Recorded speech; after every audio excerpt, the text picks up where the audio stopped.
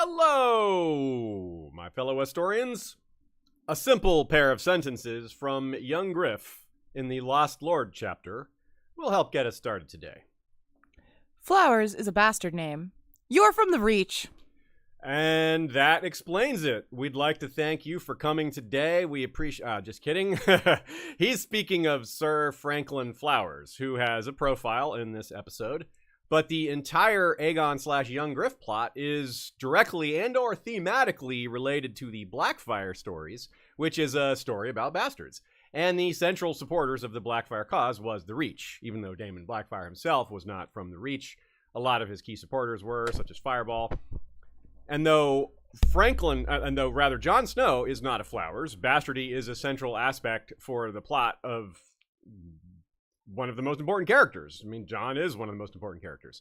And so this is true even if it turns out he's technically not a bastard at all. Like, if he turns out to be Jon Targaryen or whatever he goes by later, whatever his name actually is, even if it turns out to be Jon Snow, regardless, he's been treated like a bastard. And that's what really matters to us here. As much as we're honing in on people whose name is Flowers, we're really about the treatment of bastards, specifically Reach bastards and specific figures from the Reach. I think that gives a good counterpoint to even the story we'll get into later of Glendon Flowers. Glendon Ball, someone who claims to not be a bastard, but he's still treated like a bastard. So it doesn't matter whether he is or not. That's true. One. That's a good point. Yeah, you're right. Even if there's a lot of cases like that where the treatment comes with the title, even if the title isn't deserved. And we all know the title's not deserved anyway. The way bastards get treated in Westeros is unfair, regardless of their names.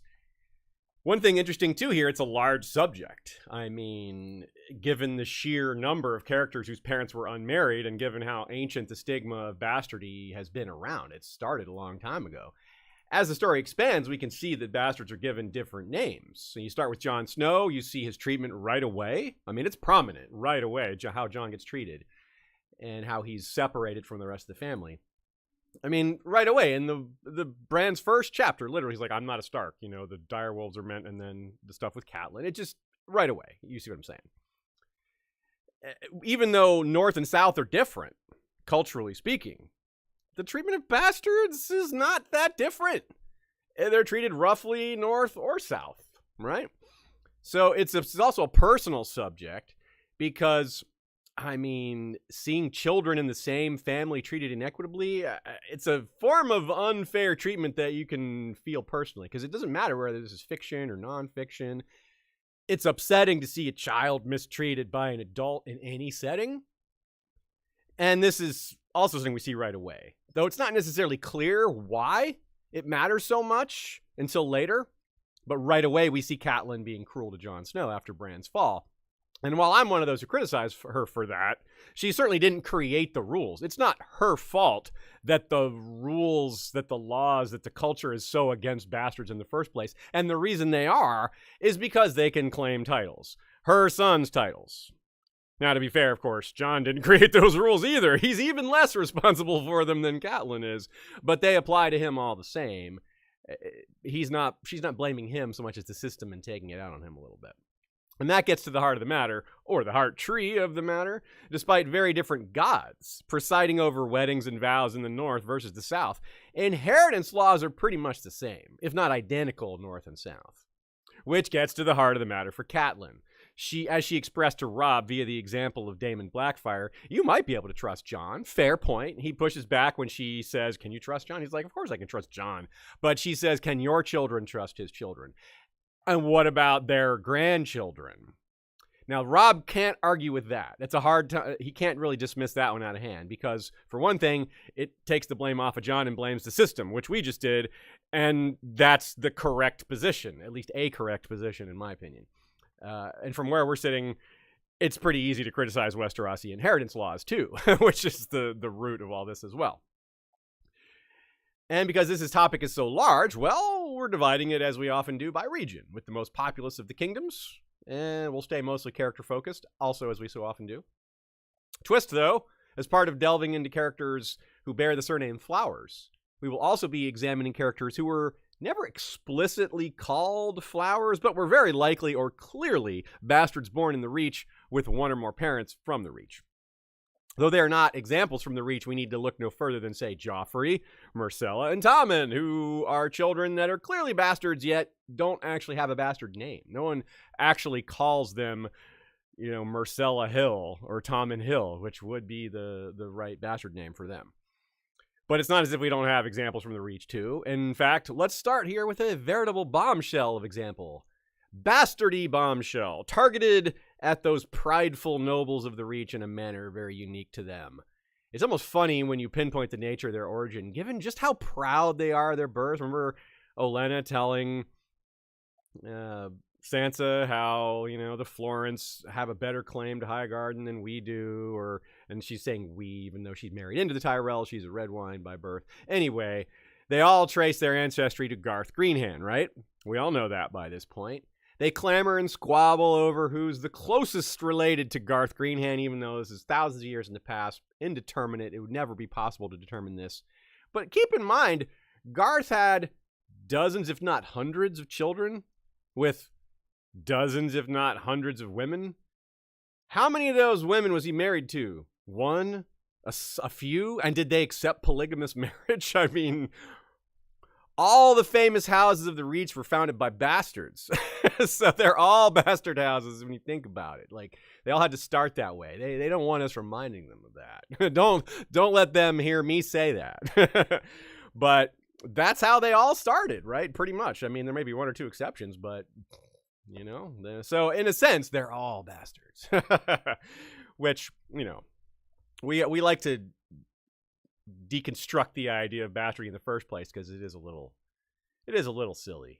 But there's something to it, when you're living with inheritance laws that exist the way they do in Westeros. You can't just ignore that either, can you?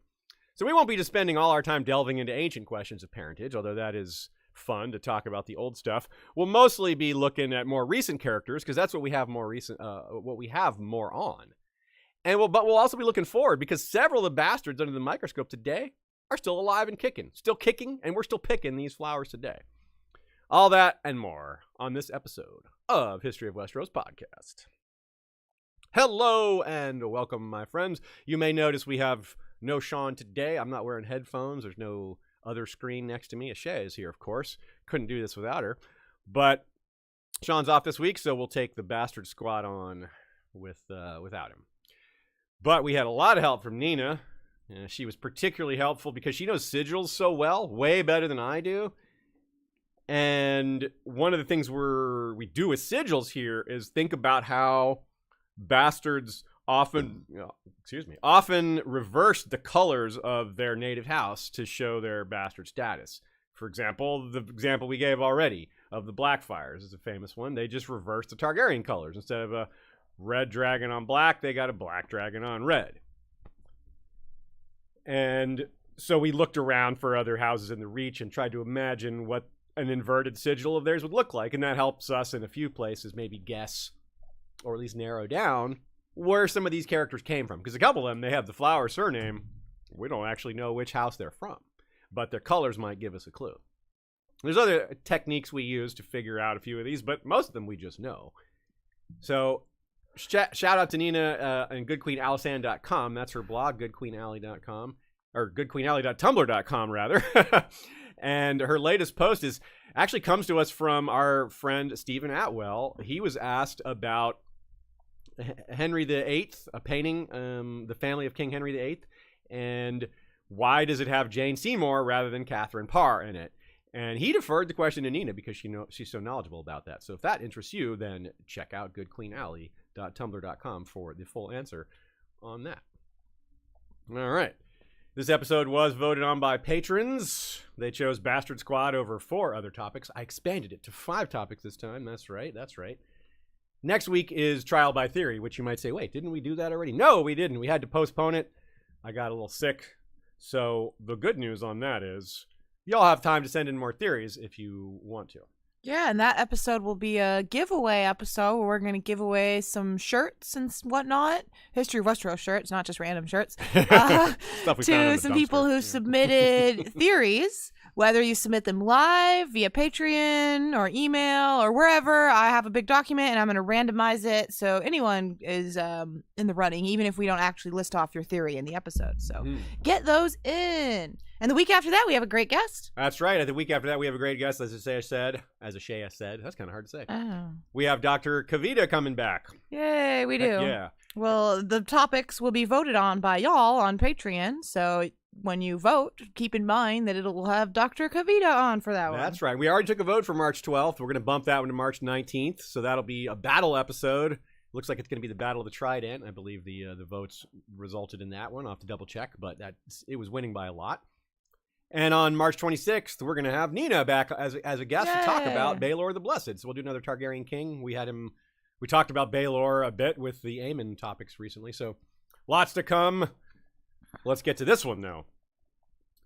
At the end of the episode, we'll suggest some other ones you can listen to stay immersed. And we'll give the answer to this trivia question, which is, who is the last character with a Westerosi bastard name to appear on page in A Dance with Dragons?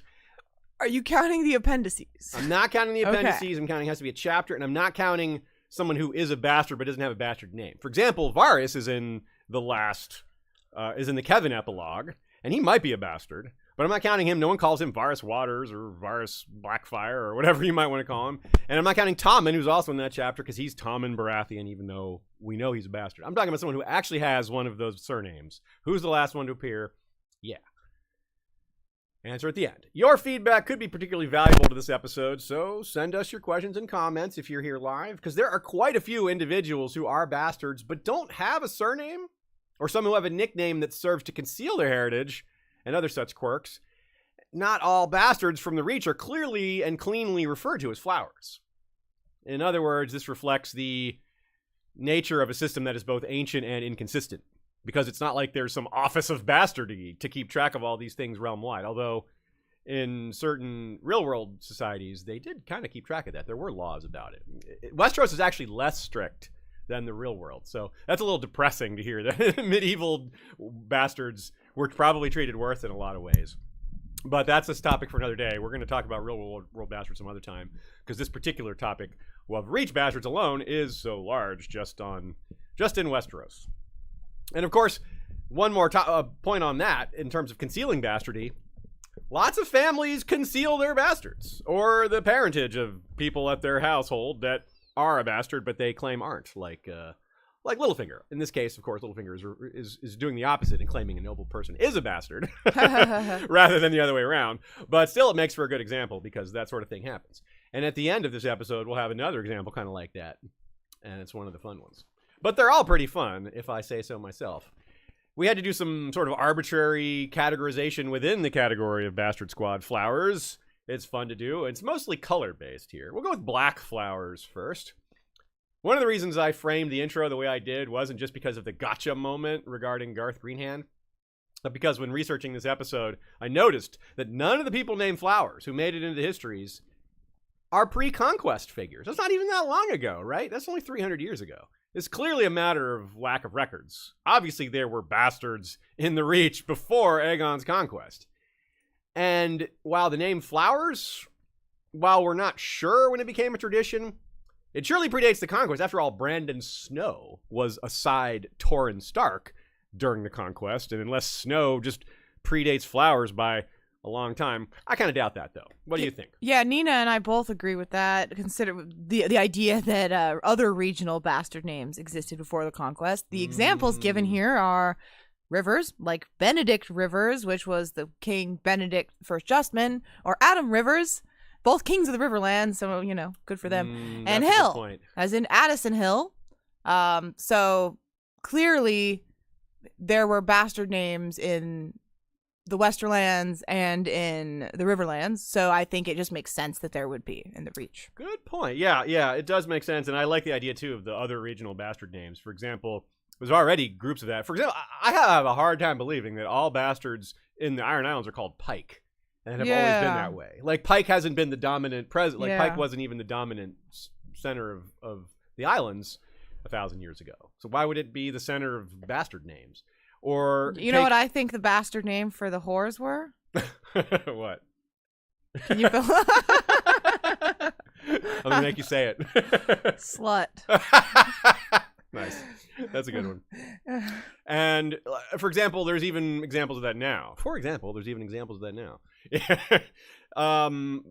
On Driftmark, Adam and Alan were called of Hull. They weren't called Waters. So, there are, and I think that's an example probably of islands having their own thing going on, because island culture is sometimes separate from the mainland. They do things their own way. That would explain some of these other things, especially the Ironborn. Like, why would they all have the same pike name across all umpteen islands? Anyway, it probably doesn't predate Garth Greenhand's time, whenever that actually was, and whatever actually he was. That becomes a discussion point for us then. When did Flowers become a bastard surname? Did that tradition start in the Reach? Was it less important prior to the coming of the Andals? Bastardy counts for little north of the Wall among the free folk, but it does count for some. That might be a clue, though, still. Like, after all, remember Craster, that's the thing that set him off, being called bastard. The thing that made him reach for his axe and attack, and that was a bad idea on his part, but it is the thing that set him off. So even people beyond the Wall can be upset. You can see that as an insult. Mm-hmm. Again, though, inheritance laws also didn't change when the Andals came. But if you go back far enough, even law isn't the right word. Tradition might be more accurate. And the farther you go back, the two can be harder to tell apart. Tradition and law, and even now the two are intertwined. Nina says it's important to emphasize that the Andals did not invent hereditary, royal, or lordly dynasties. Families like the Gardeners had been in power, ruling as hereditary kings for thousands of years before the first Andals arrived in Westeros. Any hereditary ruling system has to establish a way to determine who's in and who's out, who's next, who's eligible, who succeeds, who has claims, right? So whatever factors separate that had to be determined at some point. It wasn't all determined at once and then set in stone forever. But the point is, declaring who's legitimate and who's not kind of makes sense as a way to handle that. Even though there's a lot of flaws in that system, you can see why it would have been the way to go in very, very early times.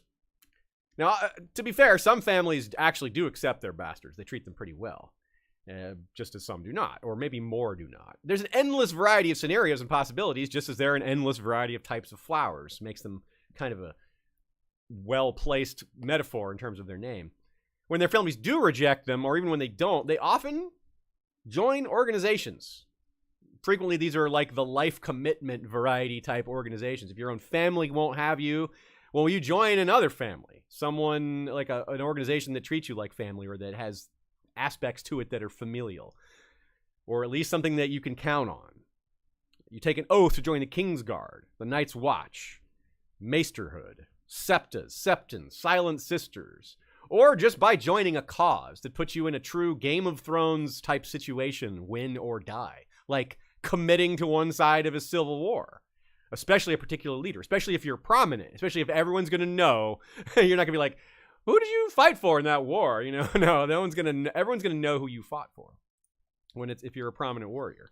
So let's start with one of those. Black Byron Flowers. One place where Westeros gets itself all confused is when a bastard is a great warrior. Why is this confusing? Because Westeros esteems the warrior perhaps most of all among the seven, and in the north, it's not much different, even though they don't care much for the seven. So when a shunned bastard turns out to be a great warrior, it's like the immovable object cultural stigma meets the irresistible force cultural idea. Love the warrior, hate the bastard, but what about when they're the same person? Yeah, so Westeros kind of gets itself twisted up when you get a situation like that. And no singular individual embodied this confusion more so than Daemon Blackfyre, who found, again, his greatest support in the Reach. Daemon was famously legitimized, of course, so that does change things for him, but he's not the focus anyway. Still, a lot of people still considered him a bastard even after the legitimization, just like happens to Ramsay and surely others who have been legitimized. Other people will not allow them to forget that who what they once were. So legally, though, Daemon was no longer a bastard. Both his parents were Targaryen, which maybe helped with some of the stigma, but he did also raise the bar by being such a great warrior. He may have been inspiring to other bastards. I mean, if a bastard can rise to be king, then these other bastards that looked up to him could rise above whatever their station was as well. Not to king like he was, but to rise higher than they were now, given the new, well, a rising bastard tide floats all bastard boats, right? So, and they might look to it like, well, maybe this is a permanent change. Maybe finally Westeros is going to look at bastards with merit rather than birth. Maybe that would have happened if Daemon had won, but of course he didn't. And that may have, in the long run, made it worse, because in retrospect, Daemon looked like a rebel who tore the realm apart to a lot of people, and that's not good in retrospect. Had he won and ruled reasonably well, and things had gone well afterwards, a lot of ifs, but had he ruled well, or at least ruled okay, yeah, it may have really changed how bastards were viewed going forward. It may have set a permanent change, or at least a temporary long-term change, like 100 years, and maybe things would have just reverted. But it would have changed the view of bastards quite a lot, I think. Nina says, and Daemon might have seemed to provide these bastards more immediate opportunity as well. Yeah, that's a good point. Some of them might have gotten lands and titles. They might have been promoted. Their trueborn parents or brothers and sisters may have been set aside because they fought for Daeron. And remember, too, that the other thing about Daeron was that one of the arguments was that he was a bastard, even though that's almost certainly a lie started by his father, Aegon IV. But had Daemon won, the official histories might have said that Daeron was a bastard.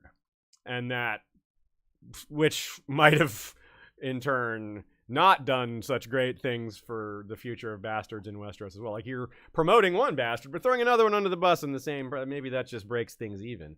But what Nina's saying is that a lot of people supported Daemon would have gotten rewards, lands, titles, and honors, and a lot of those people were bastards. So they could have started new houses or done other things to raise the profile of bastards. But that's a big what if, a big thing that didn't happen. So anyway, Nina also says this might have been especially encouraging for bastards to reach, given that Daeron had not only rejected any idea of continuing a war of conquest against Dorne, which meant no spoils to be won, because a lot of people wanted to fight Dorne because they liked to fight and they didn't like Dorne. But this was also a method of bringing Dorne into the realm. Right, remember that was a big thing that Daeron did. He finished the work of Baelor in completing this peaceful completion of Westeros into one body rather than a separate thing. And this is why a lot of people fought for Daemon, because they wanted a chance. They wanted the opportunity that war brings, a chance to win renown, fame, and get land and titles. You can't do that in peace, right? It's hard to do that in peace anyway. So someone like Byron Flowers, we don't know what house he was with. Black is difficult to, of all the colorful surname names attached to a person, like black, white, blue, green, any color, black is probably the least determinative, because there's so many ways. Black is just such a broad term. It could mean color, like either skin or hair. Yeah, one of the examples here is Black Betha Blackwood, which is for her dark hair and dark eyes, but also her house, Blackwood. And the same is true of Black Alley, Blackwood. Yeah. And then we have skin tone like Brown Ben Plum or Black Balak, who that does refer to their skin tone. Or temperament, like Black Walder. Yeah, as the quote goes, Rom noted that he was not named for the color of his beard. Or they just choose the colors, like because they reverse the colors of their house and it makes them, black becomes the prominent color. And that was what I was saying at the beginning, how Nina and I were looking for houses with a secondary color of black, because if you reverse it, then the secondary color becomes the prominent color. So maybe Black Byron was from House Peak, or say House Cockshaw, or House Blackbar, or maybe even a Varner or Laygood, little lesser houses like that. These are all houses that definitely or maybe fought for the Blackfires. Cockshaw definitely did. Peak, obviously one of the most prominent Blackfire supporters, period. And so that could have been also just a reflection of his allegiance to Daemon Blackfire. So a member of the Black Dragon, Brotherhood. So really, it goes to show don't make too many assumptions when someone has the nickname Black something, because it really could be a lot of possibilities. Less so when we look at other colorful nicknames, but still true. Like no one ever calls someone like a red tempered, but you might, or white tempered, but black tempered that's a term. I don't, So anyway, yeah, I think you see the point there. Like you have a real blue temper. Like, nope, I never heard that. Blue Pink. sense of if humor. He was Pink Byron Flowers, you can have a blue sense of humor. Yeah, that's true. Now, as much as people looked up to Daemon Blackfyre, as I said, the fact that he lost arguably set things back for bastards. Catelyn Stark would argue that this is why he's the best example of the basic point here. Bastards usurp. Bastards lead to civil war. Maybe it's not their fault, but it happens. That's why she brought him up to Robb, because maybe farther back they were trusting each other, but when you get all these extended families and different branches of the family, eventually it leads to something like this. And in the existence of other bastards enables that, because the bastards can all join together like they did with Daemon. Now, in Catelyn's case, perhaps it's not fair to cite the worst case scenario. That is what she was doing when talking to Robb. Maybe that's not fair. They were called the Great Bastards after all. So it's like, maybe we should look at some other examples and not just them. If Robb, who was only, 16 at the time, knew his history a little better, he might have fired back with some counterexamples, which we can do, where bastard brothers were staunchly loyal to their house, or just loyal in general, like Adam of Hull. What's on his tombstone? One word, loyal, right? Although he was also legitimized, but like Daemon Blackfyre. But that's the point here, because Robb was proposing to legitimize Jon. So that is a perfect fit for this scenario, whether it's Adam, Daemon, or Jon. These were all bastards that got legitimized. Well, Jon, not necessarily yet. We'll see about that. I also, just in general, would have loved more historical name drops in that scene between Catelyn and Robb, but I always want that. So what else is new?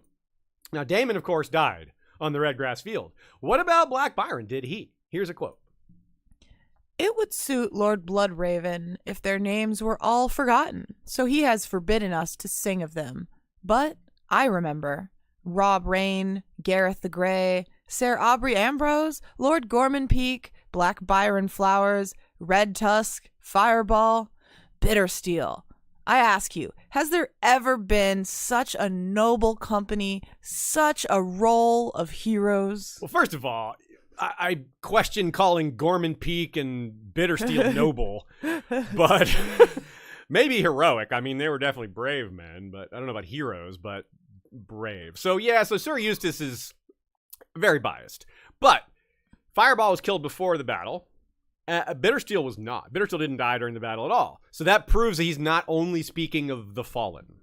I mean, maybe by the time Sir Eustace was speaking this line, maybe Black Byron had died. But there's no proof he died at the Redgrass Field, given this context. He may have even escaped overseas and joined Bittersteel. He may have become one of the first members of the Golden Company when it was formed. That's a total possibility. And it may not have even mattered as much to someone like Black Byron, given that he didn't have lands or keep. He was not a legitimized bastard. He wouldn't have been losing as much by fleeing overseas. So it would have been an easier choice for him. And in some ways, we can maybe up the percentage of our guess here on him. It's harder to guess someone like a landed noble fled overseas because they're giving up their land. Maybe they knew their land was lost and they had no choice. But you can see why some of them would stay, because they would maybe be able to negotiate keeping it for a penalty. But not someone who had no land in the first place, clearly. Our next example definitely did have some...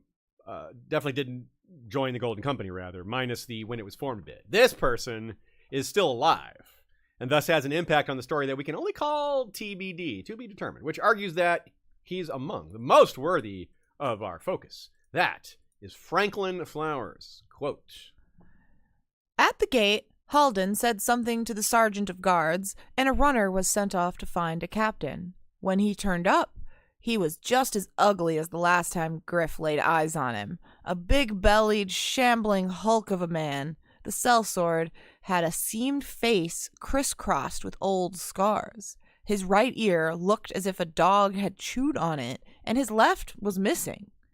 "Have they made you a captain, Flowers?" Griff said. "I thought the Golden Company had standards." "It's worse than that, you bugger," said Franklin Flowers. "They knighted me as well." The Golden Company does have standards, battle standards with those golden skulls. Anyway. Also a good example of a character Roy Dotrice actually voices perfectly. I know people complain about some of the voices because he shouldn't be doing little girl voices. You should not ask an old man. Anyway, I've said that before. But he does this one really well. Arguably, he's a golden flower instead of black because he's in the Golden Company. And he calls himself a brown apple Fossaway, and brown is closer to gold. But anyway, whatever.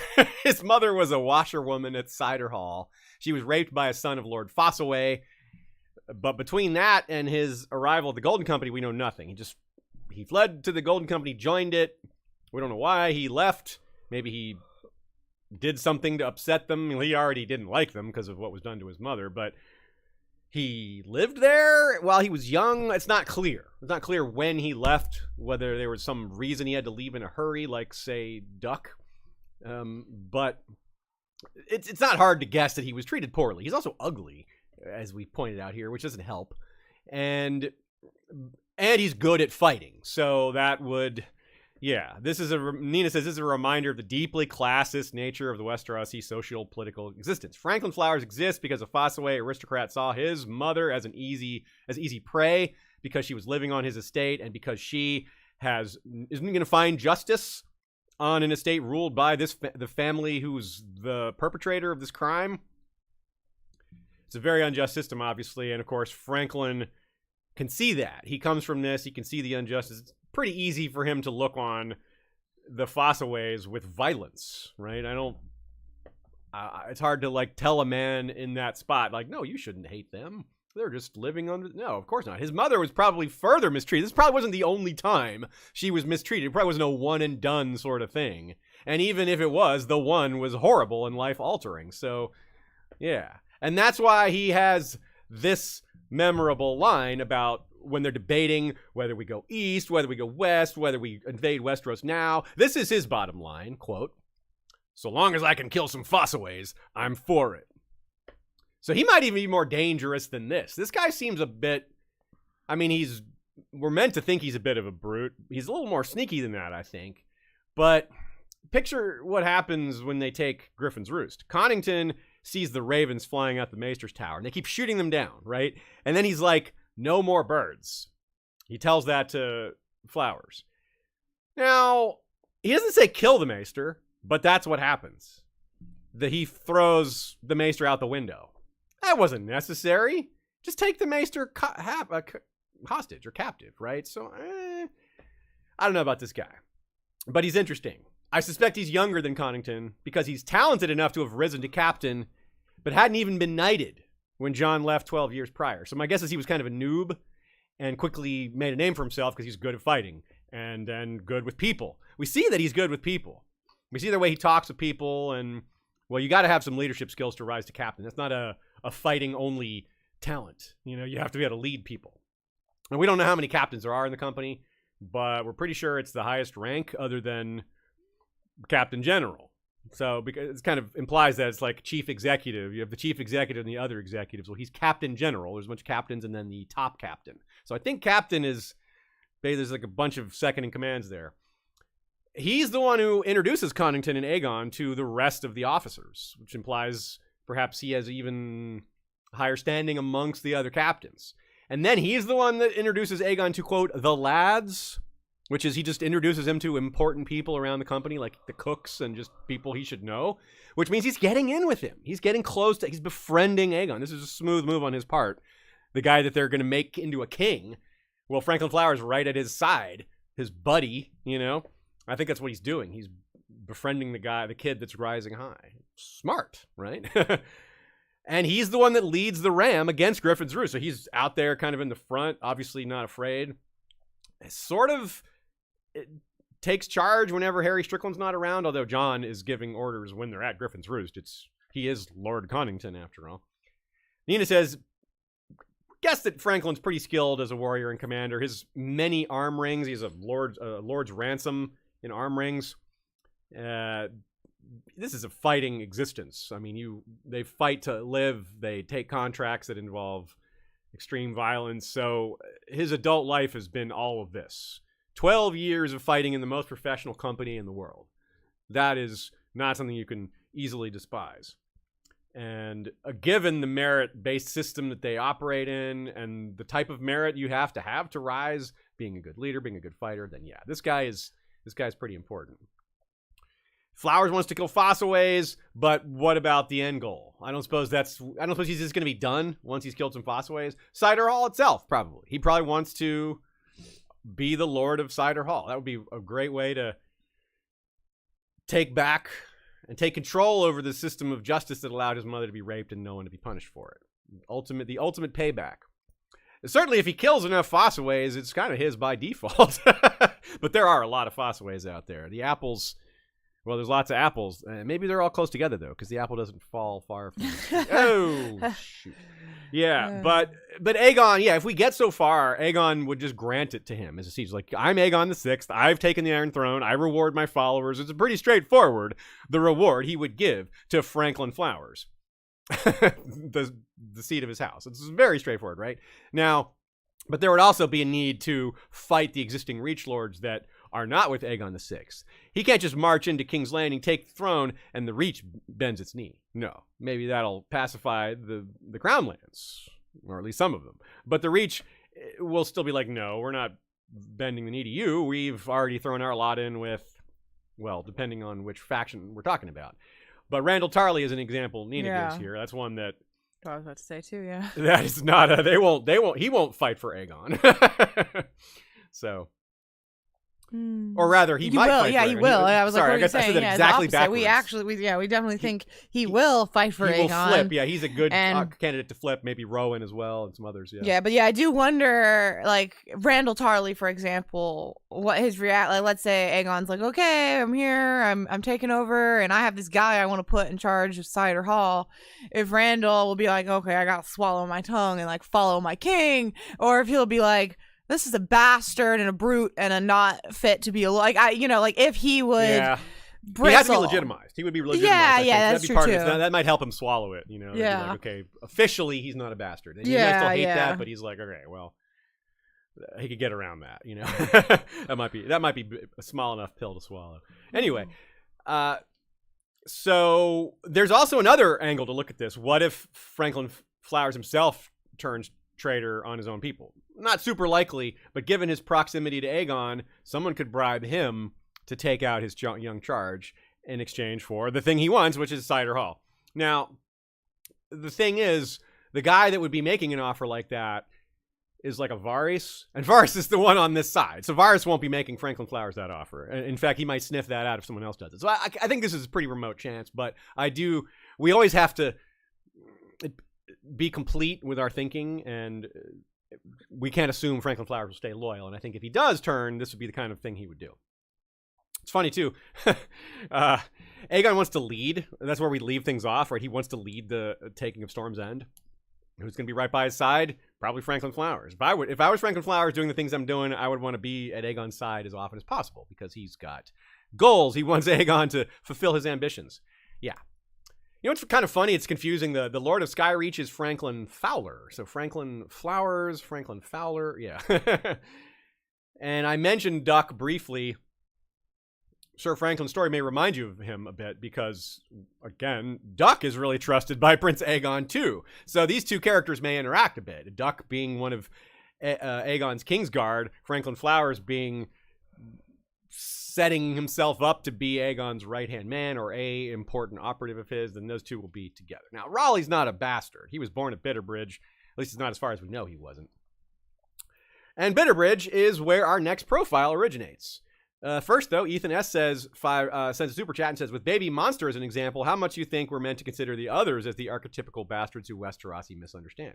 Ooh, that's a great way to look at it because, all right, so clearly what I think Ethan S. is referring to here with this question is the idea that the others are like magically converted first men, which would make them sort of bastard children of a sense in that they have the blood and origin of human parents, but were raised elsewhere and aren't part of the family and are the revenge of the mistreated. The children were mistreated by humanity, so they made their children into weapons. Or they made our children into weapons and used them against us. Because if the children altered humans and made them into weapons to send back against other humans, yeah, that's kind of like taking the thrown away humans and saying, hey, look, they threw you away. That wasn't fair. They threw me away too. Let's team up and go get them. That's a lot of the attitude you see with the rejected folk saying, let's all gang up together and get those people that rejected us. Like, takes one leader to unite that, like a Daemon Blackfire, or maybe even a Mance Rayder, if you look at it that way. As Terra Incognita says in the chat, bastards are otherized. Yeah, others are bastards, so bastards are otherized. That's very perfect, y'all. You nailed it. That's a really, really, really great take. And Ethan S., the one thing I gotta say, though, is you kind of ruined my surprise. Baby Monster is coming up in this episode, but we'll save that for later. If you're not fully understanding what I mean by that, then the surprise is at least partly intact. So Tom Flowers is our next one. Just before the Dance of the Dragons fully broke out, the lords at court were forced to bend the knee to King Aegon II by the Greens, right? Before they kind of got the jump on the blacks and were like, all right, we've crowned Aegon. Bend the knee or you're a traitor. And they were like, whoa, what's happening? What the hell? Like, it was also quick. If you remember on TV and in the books, though, some few refused, one of whom was Lord Caswell of Bitterbridge. Those who refused were executed. And on TV, this was particularly prominent because Caswell was kind of made the example of. We don't know if his bastard son will be on the TV as well. We hope so, though, because this is him. Tom Flowers. That might get uncomfortable, though, because Lord Caswell was hanged on TV after being caught by Lord Larys, but in the book he was beheaded along with the rest. Anyway, Tom Flowers, the bastard of Bitterbridge, didn't go so cleanly. As you might guess, House Caswell, after what was done to their lord, well, they didn't switch to the Greens after their lord was executed by the Greens. Of course, they were staunch for the blacks. Usually houses do fight against the houses that kill their lords, unless there's hostages involved or something like that. Then they're forced into it. But they weren't in this case. Maybe they should have kept Lord Caswell as a hostage, because then they wouldn't have had Tom Flowers up against them. And he led the response. He was one of apparently 5 commanders at the Battle on the Honeywine. The others were all of high rank here. Lord Tarley, Lord Costain, Lord Rowan, and Sir Alan Beesbury. Of course, the Beesburys were upset as well because of what was done to Lord Beesbury, the Master of Coin, right? That's pretty straightforward. So, notably, Tom Flowers, probably a Sir also. He's probably Sir Tom Flowers. Very likely, especially if he's a commanding Reach Knights. Like, imagine them, the pride flaring up at being led by not only a bastard, but a guy who's not a knight. Like, they just wouldn't do it, right? They would be like, we're not following this guy. Especially Lord Tarley, Lord Costain, and Lord Rowan being at the same relative rank in terms of this battle. So this guy must have been special to be at the same level as them. I mean, Lord, Sir, and bastard, right? That implies he's a good warrior, good commander, if not great warrior. He might have been legitimized had he survived the war, but he didn't survive the war. It was going well for a while. The Black armies had trapped the Hightower host between them. They were winning, but, quote, the arrival of Prince Daeron and his dragon reversed the tide of battle. Now it was Lord Ormond's men attacking, screaming curses at their foes, whilst the Queen's men fled. By day's end, Lord Rowan was retreating north with the remnants of his host. Tom Flowers lay dead and burned amongst the reeds. The 2 Allans had been taken captive, and Lord Costain was dying from a wound given him by bold John Roxton's black blade, the Orphan Maker. So, one thing Tom Flowers can say, one thing that his family can say, is that no one beat him in combat. No mortal human. He was burned to death by Tessarion. Yeah. So, hey, no man took down Tom Flowers. It took a dragon. Yeah, it's kind of boss, right? It's silver lining.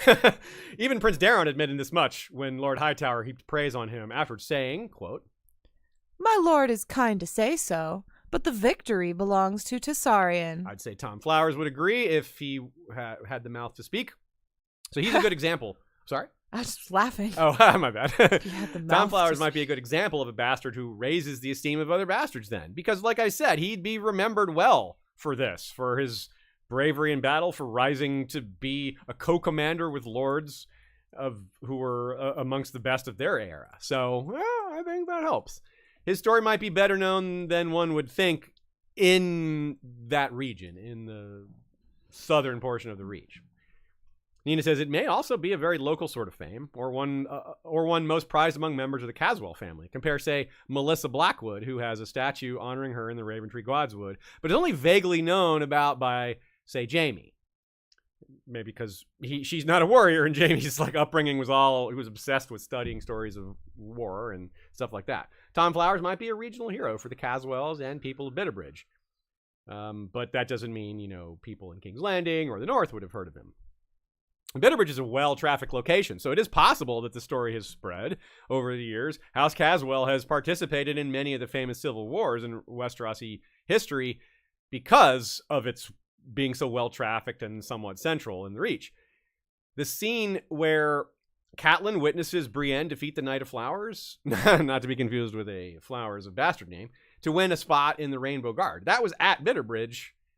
The reason it's such an important location is because, as the name suggests, there's a bridge, and it crosses the Mander right where the Rose Road meets it. So the Rose Road is a major highway, basically, the equivalent of a highway in this setting, and this bridge is part of that. But the bridge was only relatively recently renamed to Bitterbridge. For most of Westeros history, it was called Stonebridge. And we're talking a long time ago that it's had that name, because the Ironborn used to raid up the Mander as far as Stonebridge. And the Ironborn haven't raided up the Mander that far for, I think, more than 1,000 years, I think. Until Euron. But they weren't referring to that in this context. So, in 42 AC, one of the first major battles of the Faith Militant uprising against Maegor the Cruel took place. 6 royalist armies caught an army of 9,000 poor fellows as they tried to cross upriver of Stonebridge. Not too far upriver, but they were doing it, I guess, to maybe avoid being seen. And if they crossed at the bridge, well, that's kind of obvious. They would have been seen coming. But they were seen anyway. The slaughter was so great that the river ran red for as much as 20 leagues, which is 60 miles, if I remember my leagues correctly. And Stonebridge became known as Bitterbridge thereafter. So great was the carnage that even the Caswell Castle became known as Bitterbridge as well. So it's the town, the bridge, and the castle. They're all Bitterbridge now. The battle likely would not have even taken place had things gone slightly differently earlier in the year, which brings us cleanly to our next example, Dickon Flowers. Men, do not follow the instructions implied by this name, especially not if you're dealing with roses or any other thorny flower. This is a character, not a guideline or a command. Yes, Dickon Flowers. Before the poor fellows were slaughtered at Bitterbridge and elsewhere, because that wasn't the only place they were slaughtered by Maegor and his people, a small group of warrior sons attempted to forestall all of that slaughter by challenging Maegor's claim to the crown. A brave group of 7 champions, led by Sir Daemon Morgan, a.k.a. Daemon the Devout, fought Maegor and his 6 champions shortly after Aenys' death. Now, none of the other 7 were bastards as far as we can tell, but Sir Dickon Flowers was. Like the other warrior sons at the King's Landing chapter, he was living at the Sept of Remembrance. He was called the Bastard of Beesbury. Another Beesbury coming up here, which is why he's included in the black flowers here, because if he reversed his arms, like so many bastards do, it would be black beehives on a yellow field instead of yellow beehives on a black field.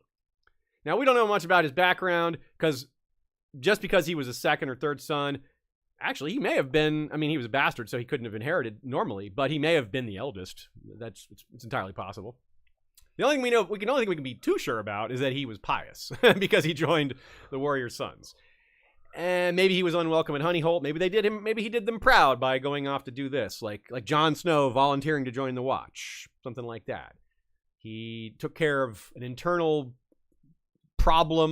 conflict within his own family by volunteering to leave and making his own way out in the world. Who knows? Just pure guesswork here. Either way, it's worth noting that House Beesbury is sworn to House Hightower, and the Hightowers had a long, close association with the faith, right? That's even true in the era of House of the Dragon, Dance of the Dragon's time.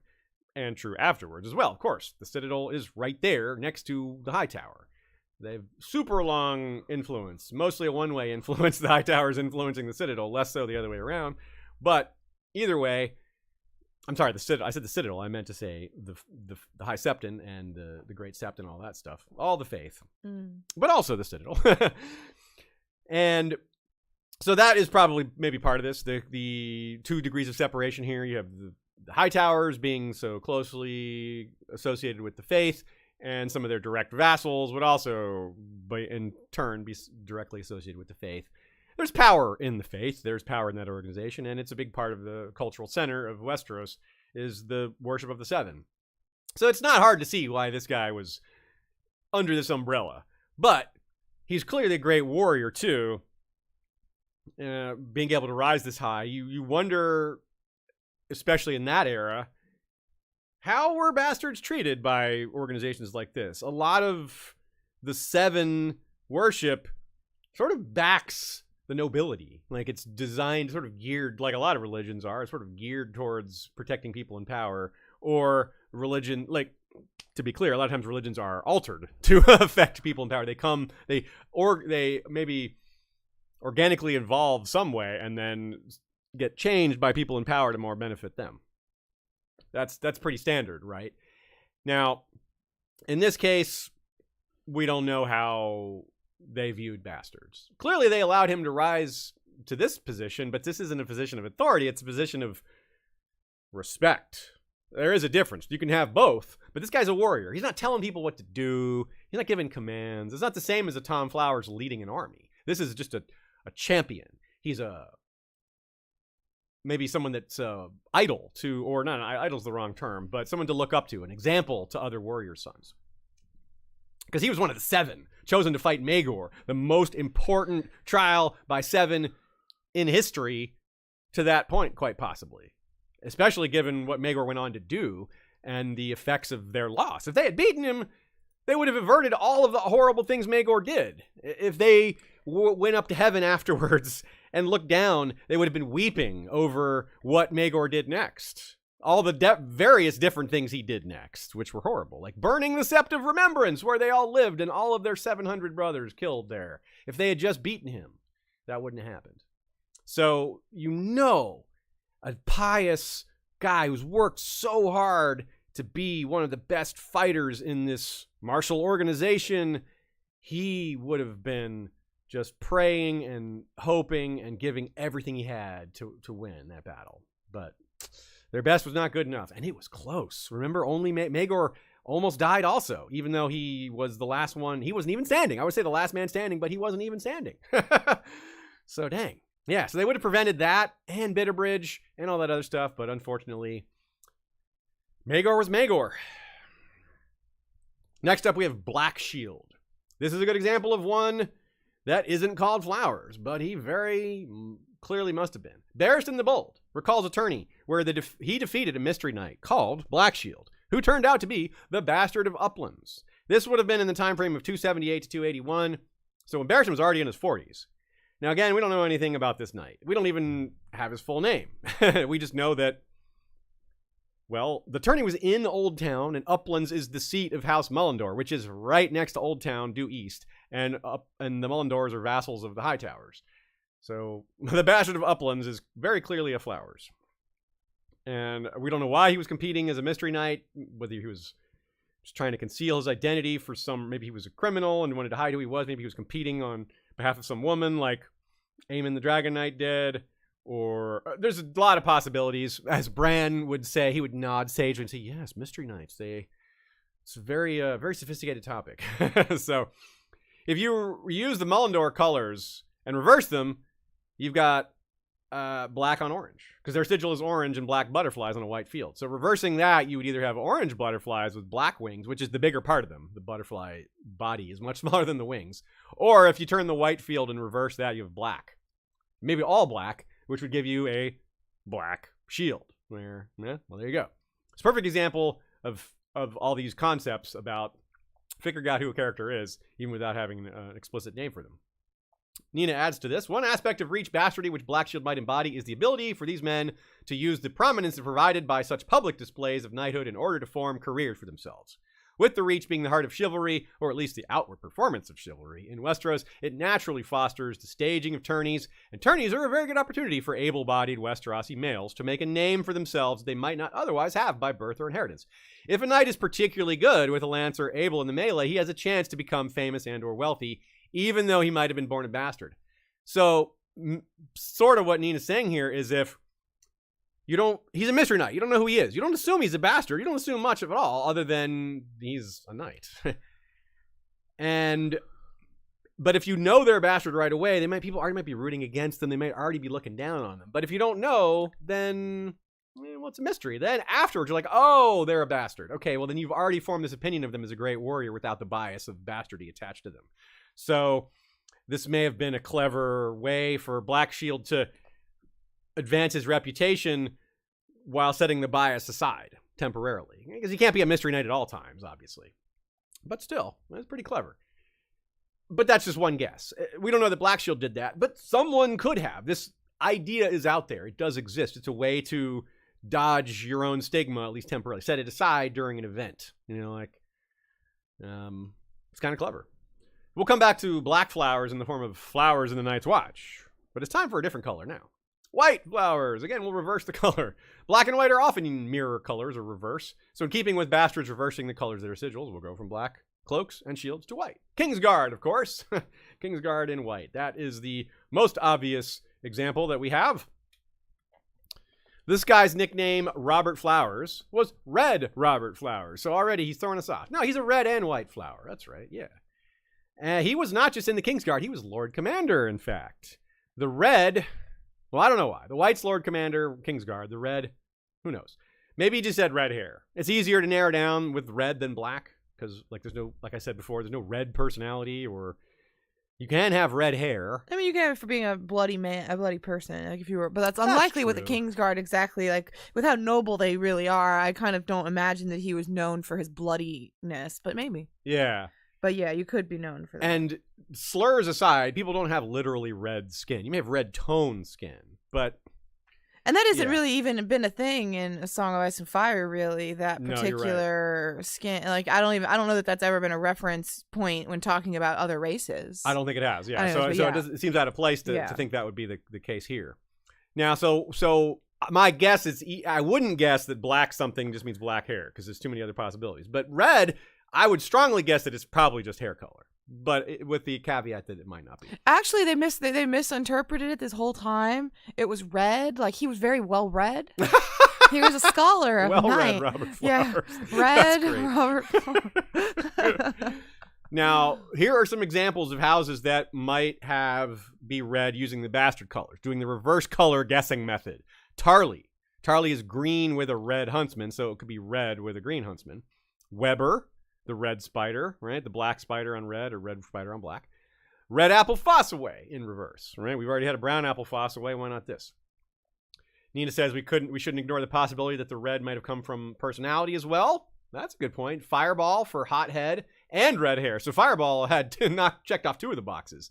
Or Dalton Greyjoy, the red kraken. That was bloody deeds. Yeah, so yeah, that's a good example. And Nina's good. Christina K here says calling someone red could also be a euphemism for drunk. Oh, yeah, red face because they drink a lot. That probably doesn't apply to this guy being Lord Commander of the Kingsguard. Yeah, probably not, but still is an interesting other angle on it. She's totally right to bring that up. Yeah, totally.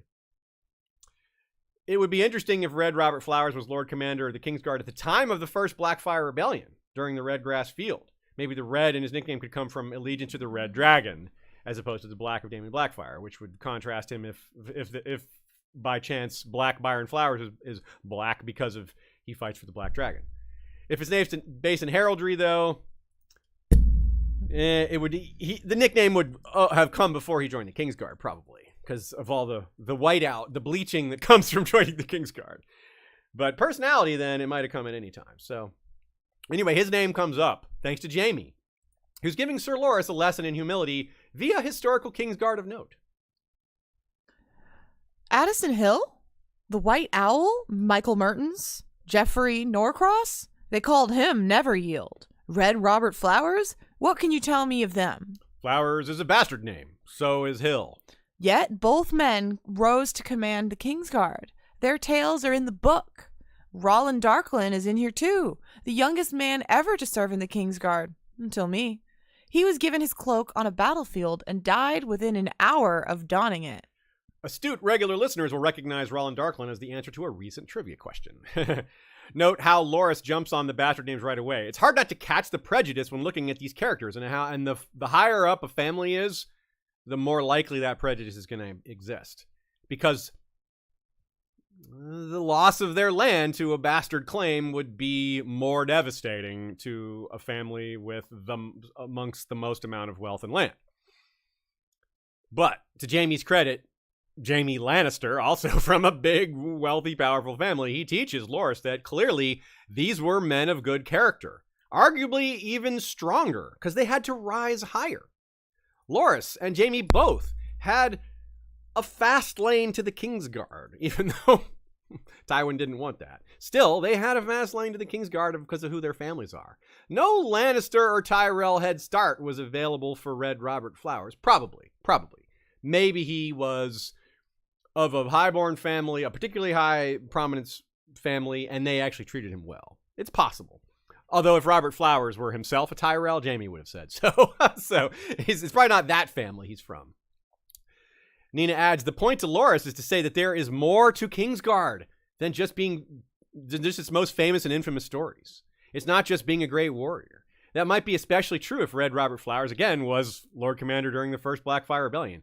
If Gwaine Corbray, who went sword to sword against Daemon Blackfyre in one of the most epic duels of the entire Blackfyre Rebellions in total, not just the first one, well, that's remembered. But maybe Red Robert Flowers was right there with him. Maybe he ended up fighting somebody else. Maybe his leadership enabled the war to go as well as it did, in part. Obviously, he wasn't the only leader. And Jaime admits there are bad ones, too, still. You know, that even though he says that you shouldn't judge them by their name. And the point here is, let's dial it back a bit. The point is to push back against the idea that bastards are bad because they're bastards. Not to suggest that no bastards can be villains.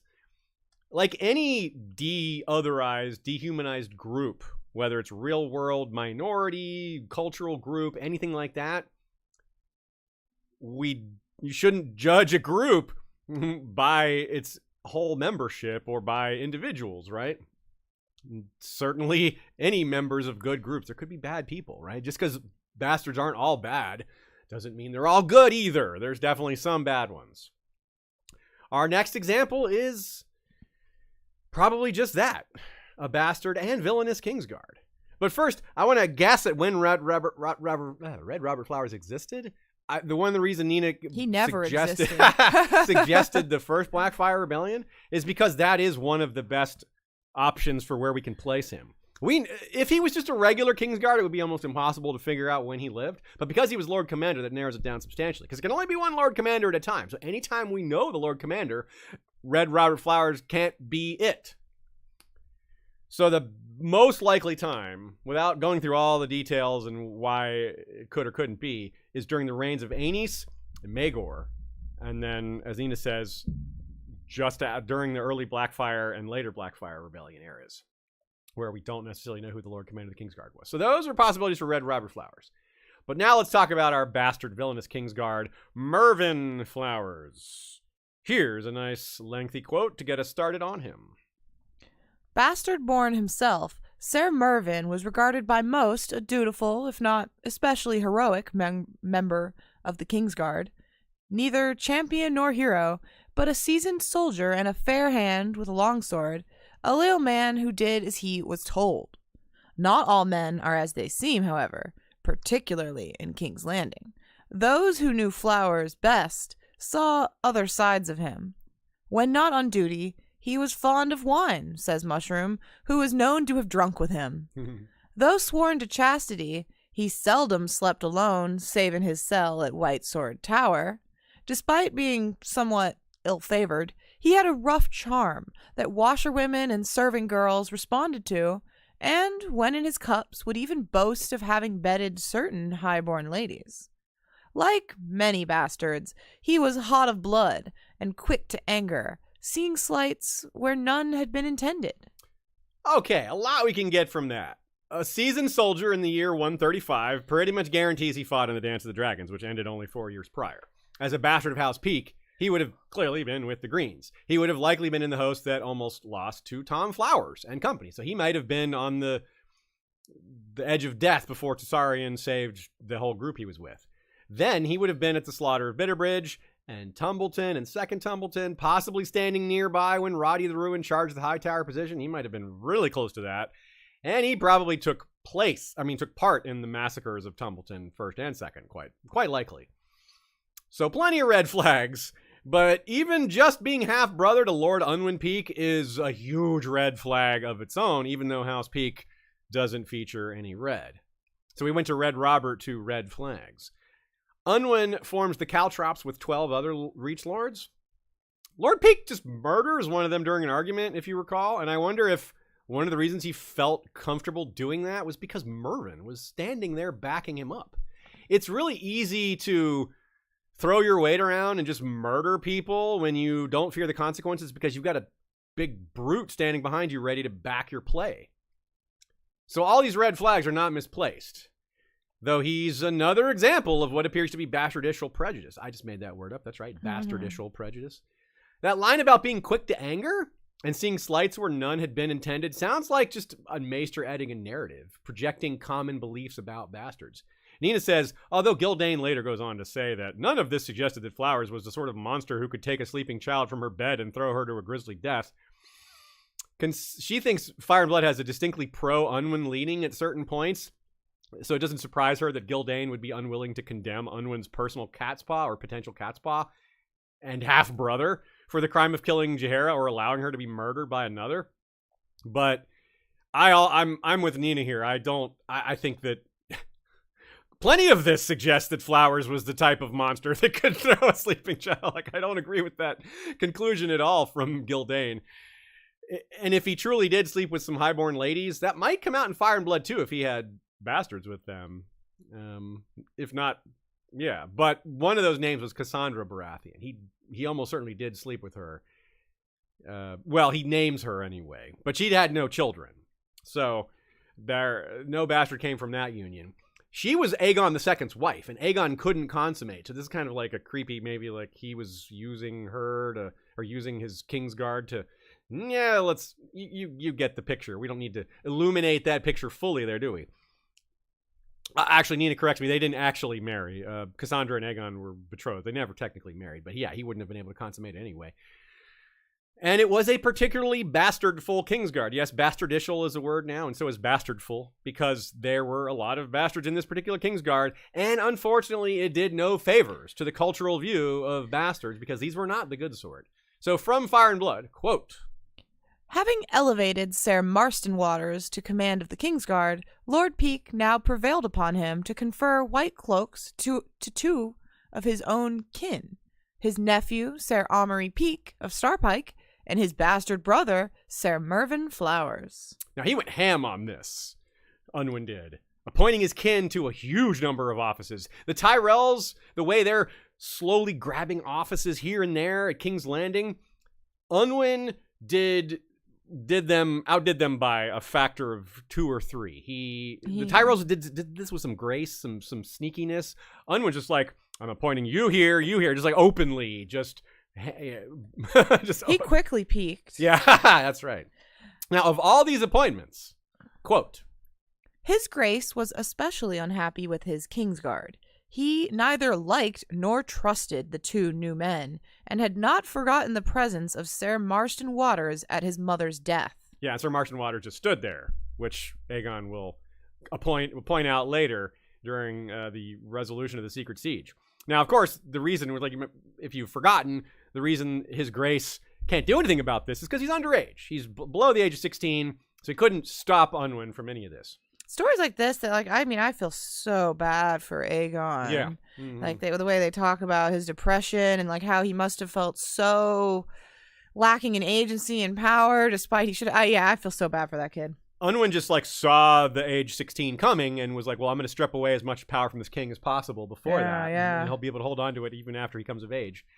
And thankfully for the king, Unwin was gone by then. Not dead, and he was still affecting things, but his grip on the throne lessened significantly after when he came of age, or a little before that, I suppose.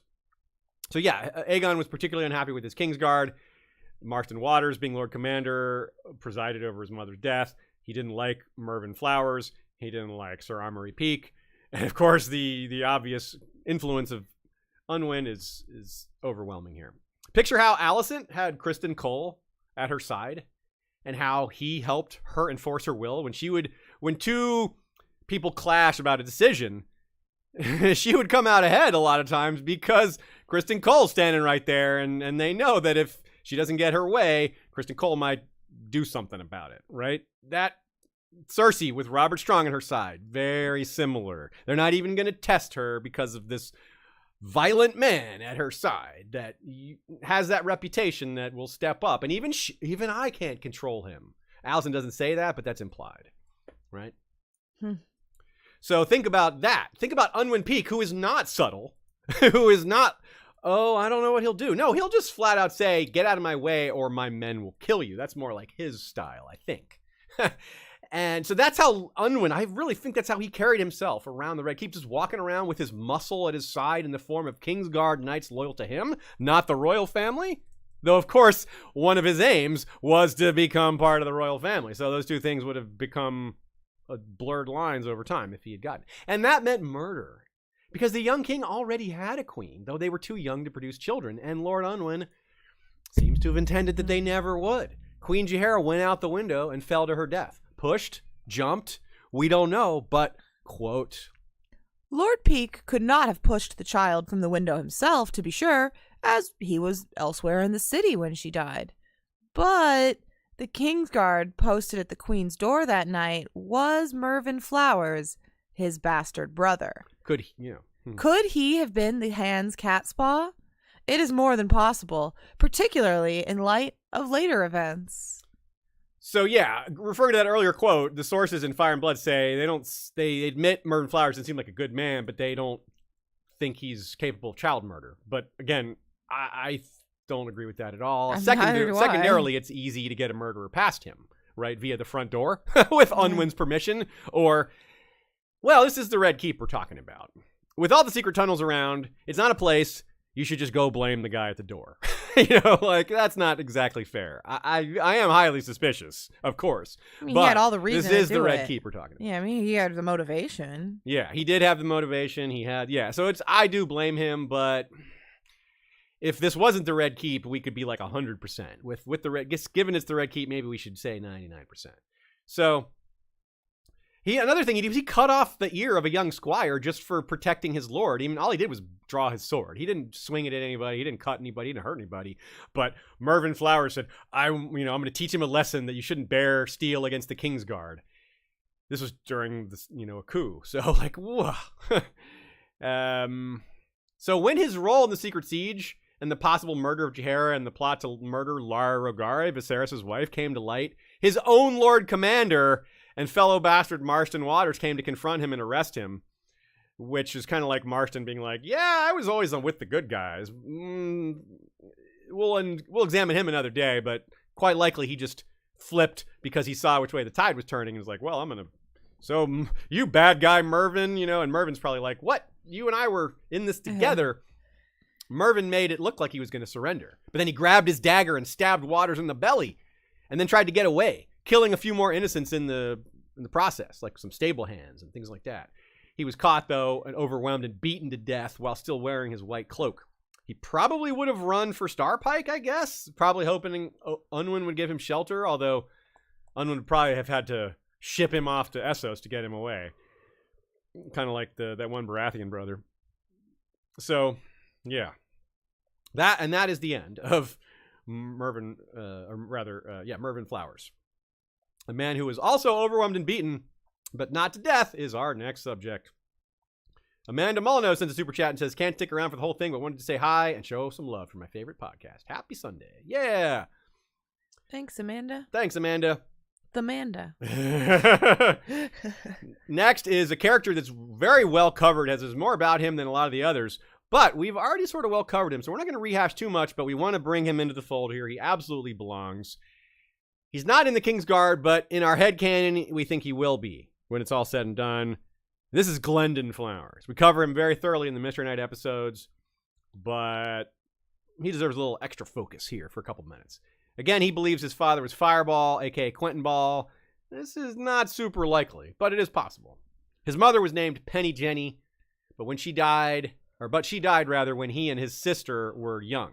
His sister, in turn, slept with a knight named Sir Morgan Dunstable, the first man she ever slept with, in exchange for knighting young Glendon. Not the most romantic story ever for a knighting, but it is, in a sense, like his sister did something it was a big gift to give for him, and I kind of wonder what happened to her. Does Glendon, you would think he would care for her if she's still around, but we don't really know where she is these days. He's still very young, and the Dunk and Egg stories, hopefully we get more of them, and he's traveling with them as of the end of the Mystery Night, so it's quite possible he's with them for a while. Maybe his sister makes an appearance, we get her name for something, but that's kind of why we see him maybe joining the Kingsguard one day, because his father was promised a spot in the Kingsguard, the guy he thinks is his father, the guy he claims is his father anyway, and he's getting close with the future Lord Commander of the future King, so it's easy to see how he could end up in Egg's Kingsguard, right? Like, yeah. It's a natural fit. A lot of time has to pass before that could happen. Maybe something tragic will happen to Glendon before. But I think it'd be real satisfying. It would be real satisfying. So you can see why we're hopeful for that. We're optimistic this is how it goes for Glendon. He says, I am Glendon Ball, not Glendon Flowers. He gets angry. They mock him. We saw how that bastard chip on his shoulder drove him. Like, he is definitely... The Maester says, like so many bastards, quick to anger, quick to hear insult where there wasn't. That does apply to Glendon Flowers. It absolutely does apply to him. But he's one of these guys that you can say that you feel angry about the way you're treated, and you take that energy and you turn it into something positive. Some people sit there and they seethe, and it breaks them. The anger, the weight of that prejudice, of that hate, of that unfair treatment, it breaks them. And I don't blame them. It's a huge burden. Who am I to judge that? I don't face that burden.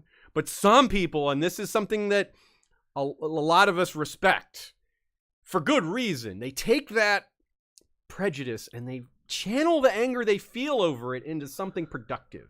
There's a lyric from a Rage Against the Machine song. Channel that hate to productive. That's what he did. He took the hatred and he made himself a great warrior. You could see him channeling it during the tournament. Like, I'm going to show them what I'm made of. He's so determined.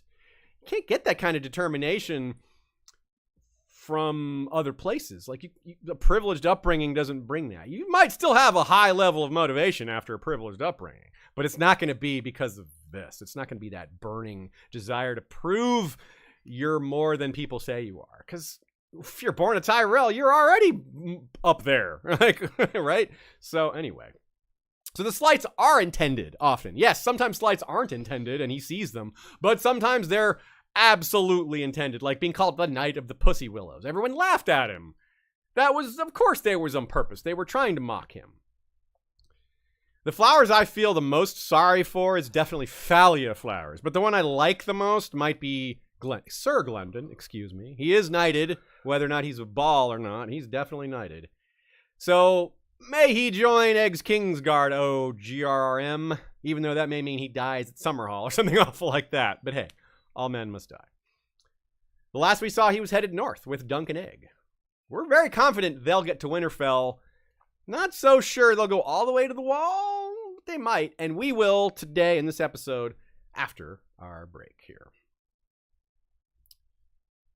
A word from our friends at Smile Brilliant. They've been sponsoring us throughout the year. We're very appreciative of that, and their products are really good, so that's a wonderful bonus. I have been going through my whitening process. I'm now 2/3 of the way through, if you're watching live, might be able to tell. My teeth are definitely whiter. At first, when you're going through a whitening process, you start to kind of tell yourself, you're like, are my teeth getting whiter, or am I just kind of imagining it? Because it's so gradual. But now I'm far enough in, I can tell. I can definitely tell. And when it's done, there will be some pictures. Yay. 20% off is what you save if you use the code Westeros at smilebrilliant.com on their entire suite of products. It's so important to take care of your teeth. You can either pay a little now or a lot later. It's just one of the best examples of that concept. Preventative maintenance now, or pay for all the things that go wrong because you didn't maintain later. And given that you got to pay, may as well save 20% while you're at it. There's no reason to pay the maximum. Save as much as you can on what is admittedly a somewhat expensive overall cost. Taking care of your teeth, your mouth, your gums, all that. It can add up. But by taking the right steps, by being smart about it, by a little bit of planning, you can cut back on those expenses. A good way to start off, once again, 20% off using the code Westeros at smilebrilliant.com on any of their products, whether it's the grinding of your teeth, whether you want to whiten your teeth, whether it's just the basic day-to-day cleaning. They've got products for all those needs and more, so check it out. Also want to remind you all of the awesome episode searcher that Ashea has continued to fine-tune over the years. We can pretty much call it episode searcher 2.0 now, I guess. It's far enough along from its initial iteration that I'd say it's worthy of a new title. It's not 1.1 or 1.4. This is 2.0. Maybe, yeah, maybe so. It's still got a lot of changes. We'll be at like 10.0 before I'm happy with it ever. That's how I feel. But yes, I am working on it and trying to make it even better. But for now, if you are a patron, you can get access to it and have our whole database available to you, which could be very useful, especially if you're like, I really want to find that one episode that had Mary and Clint from Learn Hands, and you can't find it easily, but you can just go to that and just look through guests. And I don't know, there's a lot of ways it could be useful to you. Absolutely. Like one thing is if we're about to have a guest on, especially if they're a return guest, you might be like, well, I missed the first time they were on. Yeah, Kavita, for example. Yeah, you might want to check that out. Yes. Yeah, the episode she was on was a preview episode for House of the Dragon, so a lot of y'all might not have caught that because the preview episodes are only in the limelight for about 48 hours before the next House of the Dragon episode drops, and then it's kind of, a lot of it's a little bit past the point of off its shelf life already. Mm-hmm. So that's a great point. If you are a subscriber to us outside of Patreon, if you sent a donation, or if you are a Spotify subscriber, email us and we will send you the link to the episode searcher. Every week that goes by, it gets to be a little bit harder to search our back catalog. Yeah. And we're just trying to do something about that because the different platforms, Spotify, YouTube, and iTunes and all that, none of them have a great solution for this, or any solution for this really at this any point. solution. Yeah, like, I guess YouTube has playlists. YouTube has playlists, which is the closest thing, but even that great. is woefully incomplete.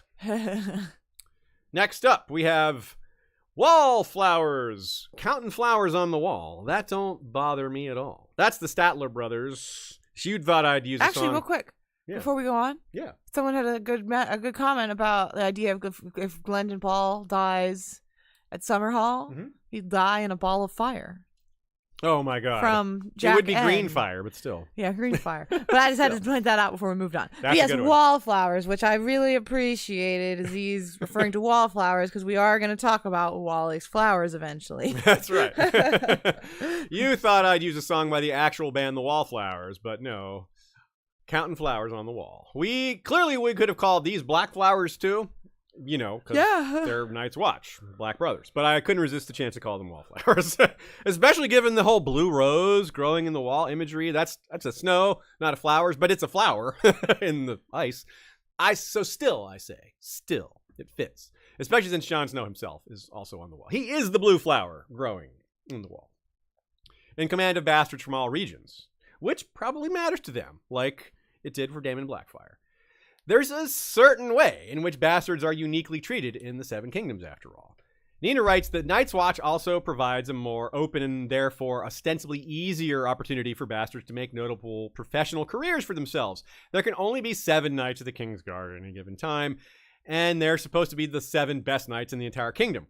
The maesters will only pass those who show aptitude at various subjects of knowledge, and the Faith's internal organization and opportunities for advancement, especially after the end of the Faith militant, are far from clear. But the Wall accepts literally anyone. and has many different positions. Rangers for the more martial, builders for the non-martial physically strong, and stewards for those who may have more intellectual, administrative, and or organizational abilities. Flowers who shows up on the wall can still make something of himself, rising by ability and the support of his brothers to become a high-ranking officer or even Lord Commander. Yeah, we mentioned this with Daemon Blackfire, but he was a living legend, and a lot of those he inspired probably did so at a distance, maybe meeting him briefly once or twice if they were lucky. But the Night's Watch is, despite all the larger sets of opportunities, the depth of type of an organization and different skill sets required, it is a smaller, more intimate organization.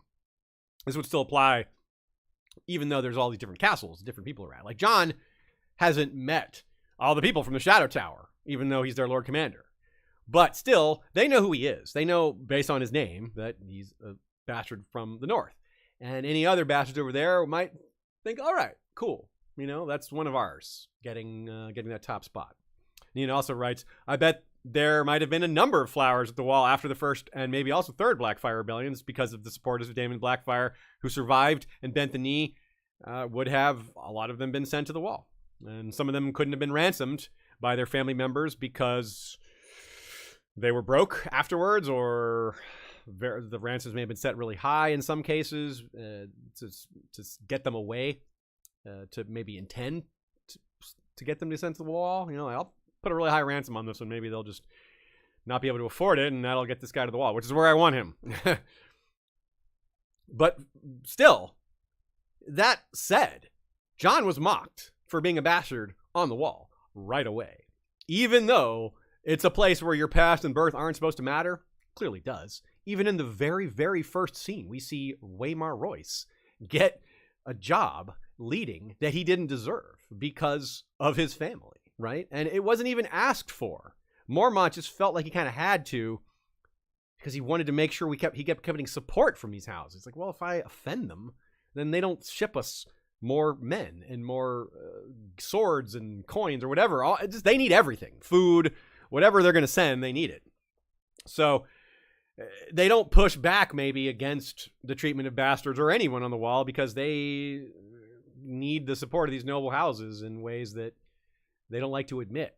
So it's, your past isn't supposed to matter, but it does. That's a target, not a goal. It's not the reality, right? It's just something, it's marketing. But to be fair, it does matter less on the wall, but it still does matter. I mean, Alistair Thorne maybe is a severe example because he really hated Jon in particular, not just bastards, but I think that it's probably both.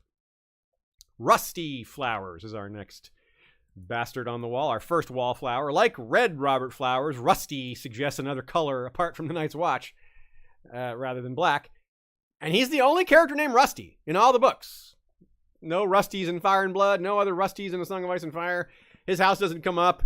There's no sigil or colors to help narrow it down, which is kind of the way of the Night's Watch. The Night's Watch does kind of appropriately obscure their birth house. And the Night's Watch is also even less adorned than the Kingsguard. The Kingsguard is also supposed to get their families, but we know they have their pins that kind of denote what house they came from. And Jon trusts him. That alone says a lot. And why does Jon trust him? Well, it's because he has him with him at least one time that it really matters, where he can only have trusted men around him. We'll have the quote here in just a second. Setting that up, it's not just that Jon trusts him, it's what he trusts him for specifically. It's the specific action that Jon brings him in to help him with, which is that when Jon goes to confront Janos Slynt about Janos' refusal to follow orders in the matter of taking over Castle Greyguard, he brings backup, big men he trusts. Quote, Jon found Slynt breaking his fast in the common room. Sir Alistair Thorne was with him and several of their cronies. They were laughing about something when Jon came down the steps with Iron Emmett and Dolorous Ed, and behind them, Mully, Horse, Red Jack Crab, Rusty Flowers, and Owen the Oaf. Three-Finger Hob was ladling out porridge from his kettle. Queen's men, King's men, and Black brothers sat at their separate tables, some bent over bowls of porridge, others filling their bellies with fried bread and bacon. John saw Pip and Gren at one table, Bo and Marsh at another. The air smelled of smoke and grease, and the clatter of knives and spoons echoed off the vaulted ceiling. All the voices died at once. "Lord Janos," John said, "I will give you one last chance. Put down that spoon and get to the stables. I have had your horse saddled and bridled. It is a long, hard road to Greyguard." "Then you had best be on your way, boy," Slint laughed, dribbling porridge down his chest. "Greyguard's a good place for the likes of you, I'm thinking. Well away from decent godly folk. The mark of the beast is on you, bastard." "You are refusing to obey my order?" "You can stick your order up your bastard's arse," said Slint, his jowls quivering. Man, you really just fit the character Janos Slint so well, Aziz. Were my jowls quivering when I said that? Yeah, I looked over. It was quivering away. What a great moment, though. That is such a powerful scene. You know what happens next, too. You know where it goes. It involves Slint losing his head with some great dialogue, and Owen the Oath getting his boots with some less great dialogue, but very entertaining. Notice how John's bastardy and religion is where Slint aims his verbal blows, his prejudice. He expects other people to agree with him.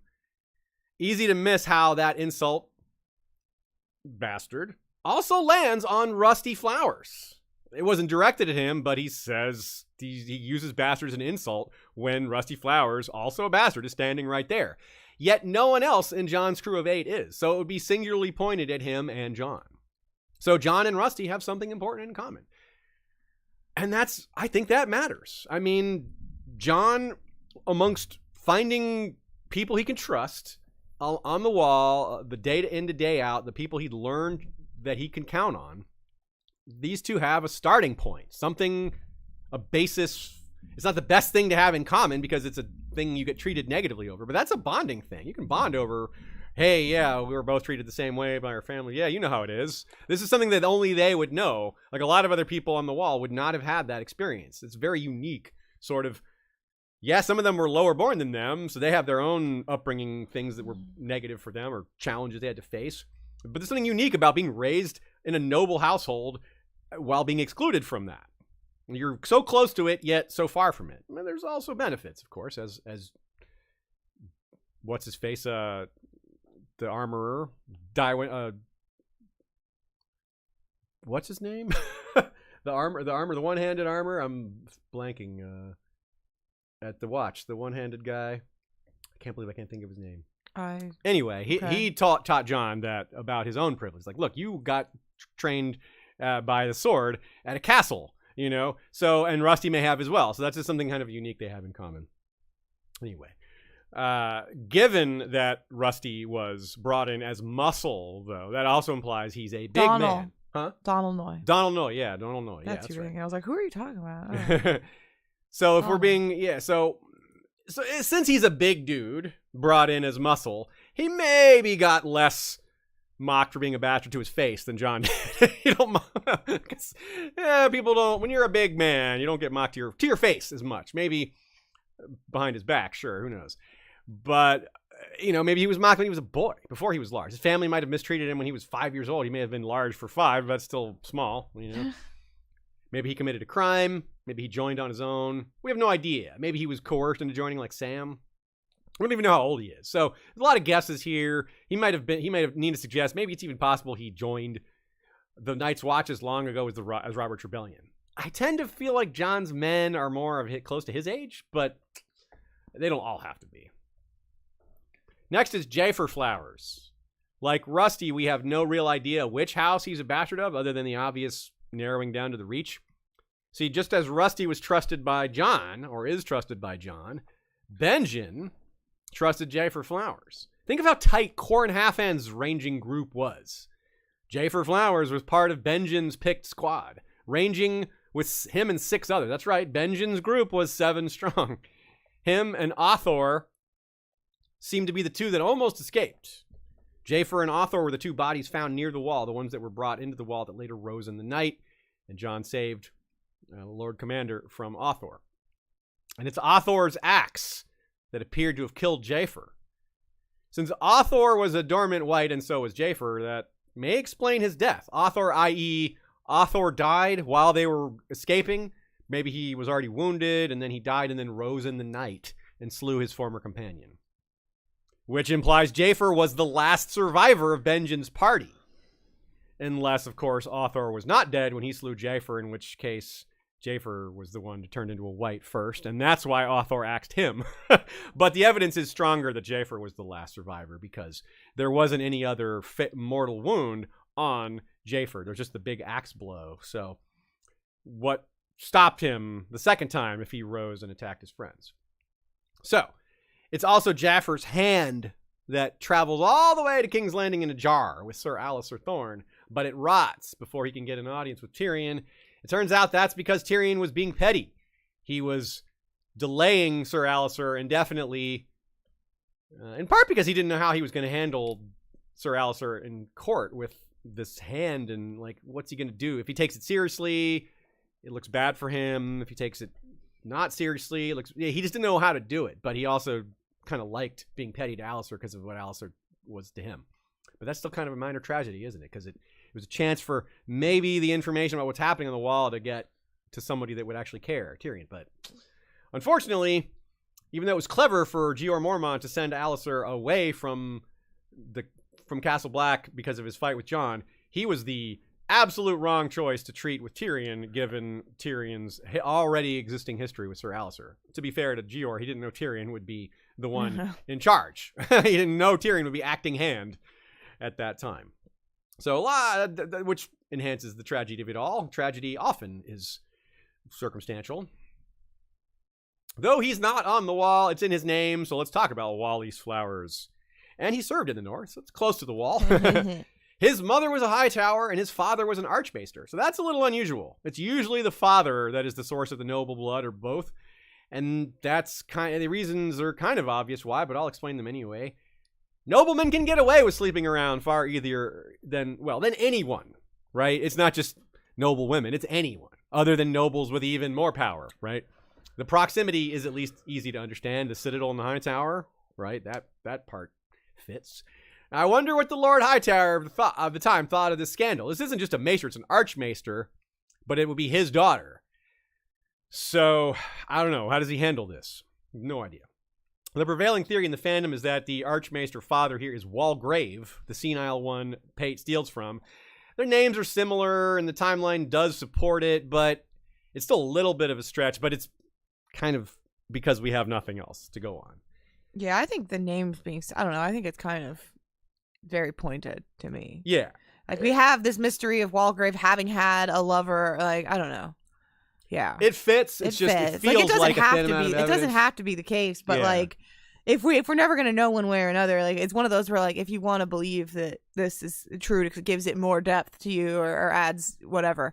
It's certainly the best theory we have. Yeah. I don't know that we're ever going to find out anything more about Walgrave or about Wall. You know what I mean? Like, we just might not know. We might not. Yeah, we might not know. But the Citadel arc is kind of just starting. It may not be a very long one, but we are going to get more chapters at the Citadel from Sam. And yeah, who knows? We'll see. It could happen. So this one is sort of different, too, from our other examples. Most of our other examples, because he's a maester, not some sort of warrior. Nevertheless, at least one person blames him for a lot of violence. This is the grayest and or rattiest of the gray rats, if we can believe Lady Barbary Dustin, which we shouldn't entirely, though we should partially. It's a bit of a trick or a challenge to figure out exactly what's true and what isn't, but the problem is Lady Dustin's very biased here. She claims Wallis led Lord Rickard Stark into many of his bad decisions regarding the South. So this character is at the heart of many of the theories in the Northern conspiracy genre, and partly because of Lady Dustin. This bothers me. This is a recurring trait of the nobility, that they all hold themselves in such high esteem and above everyone else that if there's a problem, it must be a subordinate and not the decision maker, not the person who actually has the final responsibility. She blames the maester, not the lord who has the final say. Come on. Come on. This is... that annoys me when the decision maker doesn't get the blame. It's like, no, the advisor is like, what? The maester gets the blame? Come on, Lady Dustin. But if she's right, or at least partially right, because maybe he lied. Maybe he made up data. Maybe he invented things to encourage Lord Rickard to make decisions. That I would agree, is cause for censure, cause for criticism. That does put a lot of the burden on him. It still puts some of it on Rickard for not like double checking or what have you, but you're supposed to be able to trust your maester. I kind of get, I could kind of get maybe that going over his head. But again, back to the Lady Dustin's side, she's making him sound like some kind of masterly Bittersteel. Like, oh, he kept pouring poison into Daemon's ear until he rebelled. And yeah, it was the whispers of Bittersteel that it's like, yeah, this is the Maester Bittersteel here. So I think she's exaggerating Wallis's role. But maybe it's very specific where her grudge comes from. Remember, a big part of her grudge is that she didn't get to marry Brandon Stark. She may blame Wallis Stark for that, or Wallis... the Maester Wallis for that decision on Rickard's part as well. So maybe Wallis is the one who said, no, Brandon needs to marry Catelyn. He needs to marry Tully given what's happening out in the world. But maybe she just perceives that. Maybe that is full headcanon on her part. Maybe she just completely invented that in her head, and Wallis just, the most he did was like help the Maester weigh the choices or help the Lord make the choices. And she might be greatly exaggerating what he did. Anyway, let's take a look at her quote to get a little, just to see where she's at here. Let's kind of revisit it. Before he forged his chain, Maester Wallis had been known as Wallis Flowers. Flowers, hill, rivers, snow. We give such names to base-born children to mark them for what they are, but they are always quick to shed them. Wallis Flowers had a Hightower girl for a mother, and an Archmaester of the Citadel for a father, it was rumored. The Grey Rats are not as chaste as they would have us believe. Old Town Maesters are the worst of all. Once he forged his chain, his secret father and his friends wasted no time dispatching him to Winterfell to fill Lord Rickard's ears with poisoned words as sweet as honey. The Tully marriage was his notion, never doubt it. She broke off as Roose Bolton rose to his feet, pale eyes shining in the torchlight. George got us with the old interruption trick again. Damn you. He loves that one.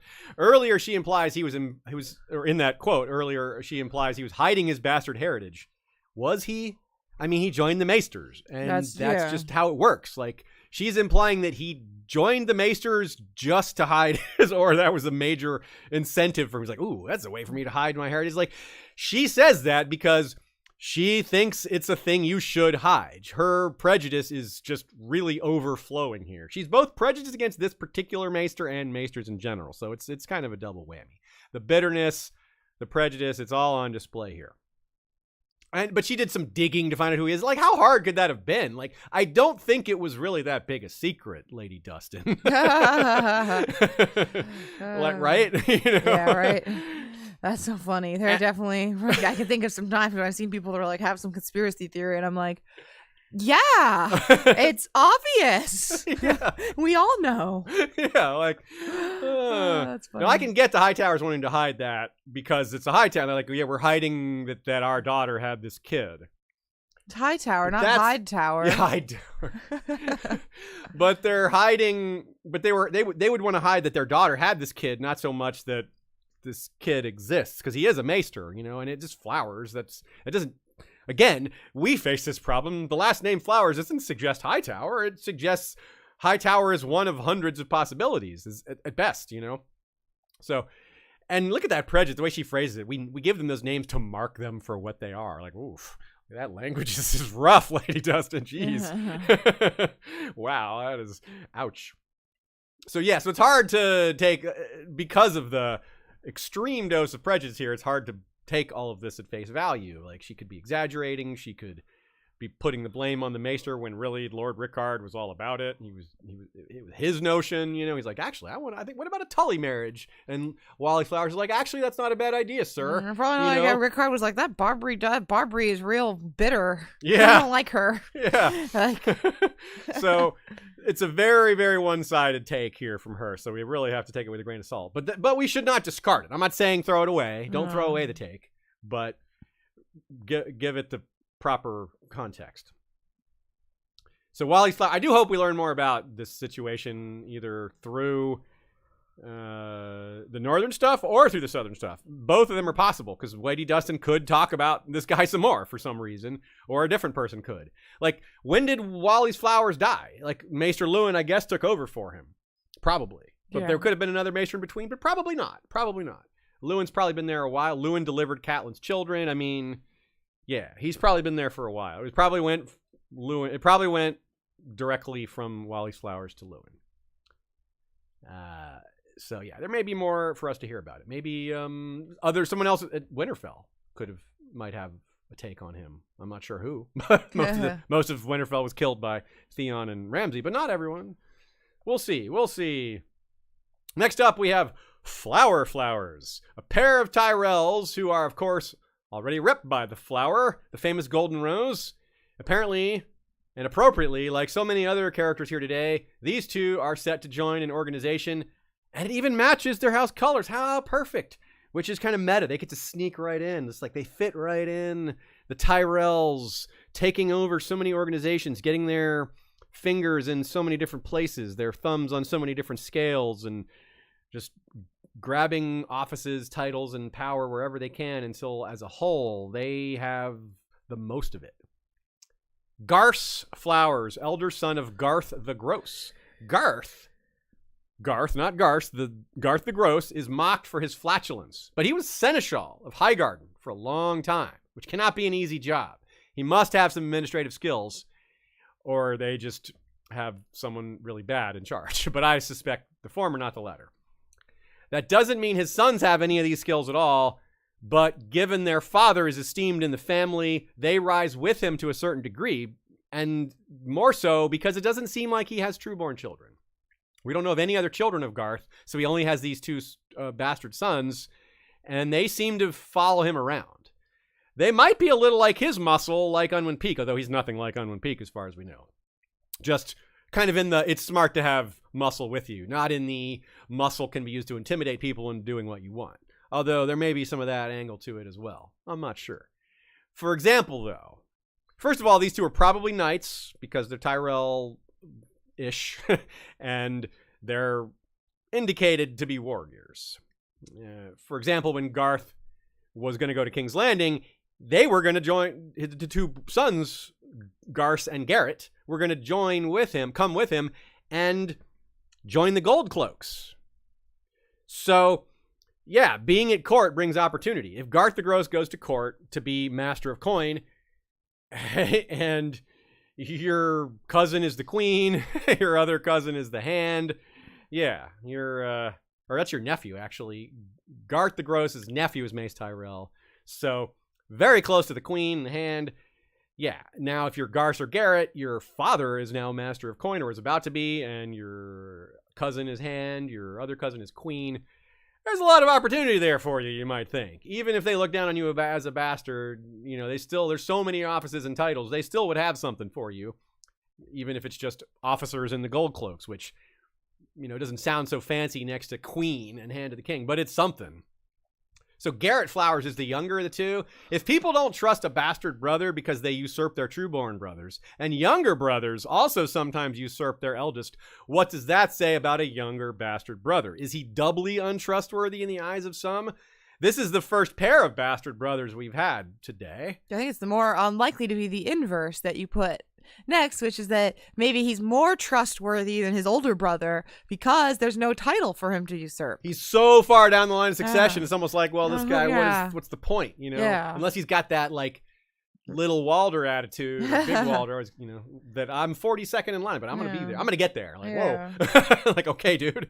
That doesn't see, most people probably aren't like him, you know? So yeah, what inheritance is there to usurp? There's no land. There might be some wealth, but that doesn't pass like land. In other words, wills, you know, can be divided more equitably when it's coins, you know? It isn't just all for one. So I'm curious how Garth and Garrett get along, or if they don't. And that would be more interesting, maybe, from a story perspective, if they don't. But as the sons of Garth the Gross, yeah, there's more to the story. Let's get into the Gold Cloak aspect of this, which is funny because of their sigils, right? Bastard sigils are reversed. Tyrells have gold roses on green, so a bastard Tyrell would have green roses on gold. A Gold Cloak matches them perfectly. In a symbolic way, they're kind of camouflaged. Their thorns are concealed beneath their cloaks. Tyrells just planting more flowers here and there, watching them grow in the direction they want, watered with blood. Another angle to consider here is something Cersei is and was concerned about, which was the growing power of these Tyrells, how they snatch up so many offices and titles, and then they push the limits of the authority granted them by those new offices and titles, and use those powers and those offices, of course, for the benefit of House Tyrell. Humorously, it was Tywin who invited Garth the Gross to take Tyrion's place as Master of Coin, but Cersei canceled that on Tywin's death, only to appoint Sir Giles Rosby, who has now passed on in his right, and is replaced by Sir Harry Swift, who is terrible at his job, and probably most other jobs as well. So Garth didn't come to King's Landing after all, though Mace is still pushing for his appointment. He still's like, Harry Swift is bad. Let's have someone else in this job. But Cersei seems to have regained some measure of control, so she may be able to hold Mace off on that. We'll see. Let's not remind Tywin of that one variation on the Land the Clever origin story, though. The same story that leads us to denote all the Reach houses as the seed of bastards, given Garth Greenhands impregnating all the women of the Reach back in the day. One of the stories says that Lan the Clever was one of those bastards, a bastard son of Florys the Fox or Rowan Goldtree. Now, they don't believe that in the West, but they do in the Reach, at least in some places. So, while we're not going to have a section dedicated to Lan the Clever, because he's a big enough topic, we've talked about him in our Castle Rock episode. We won't explicitly add him to the list of famous bastards from the Reach, but keep him in mind. He's got a foot in there. He might be a famous bastard of the Reach. No one ever called him Lan Flowers. Maybe Flowers wasn't the title for Reach bastards back then, as we said before. But he belongs in this conversation.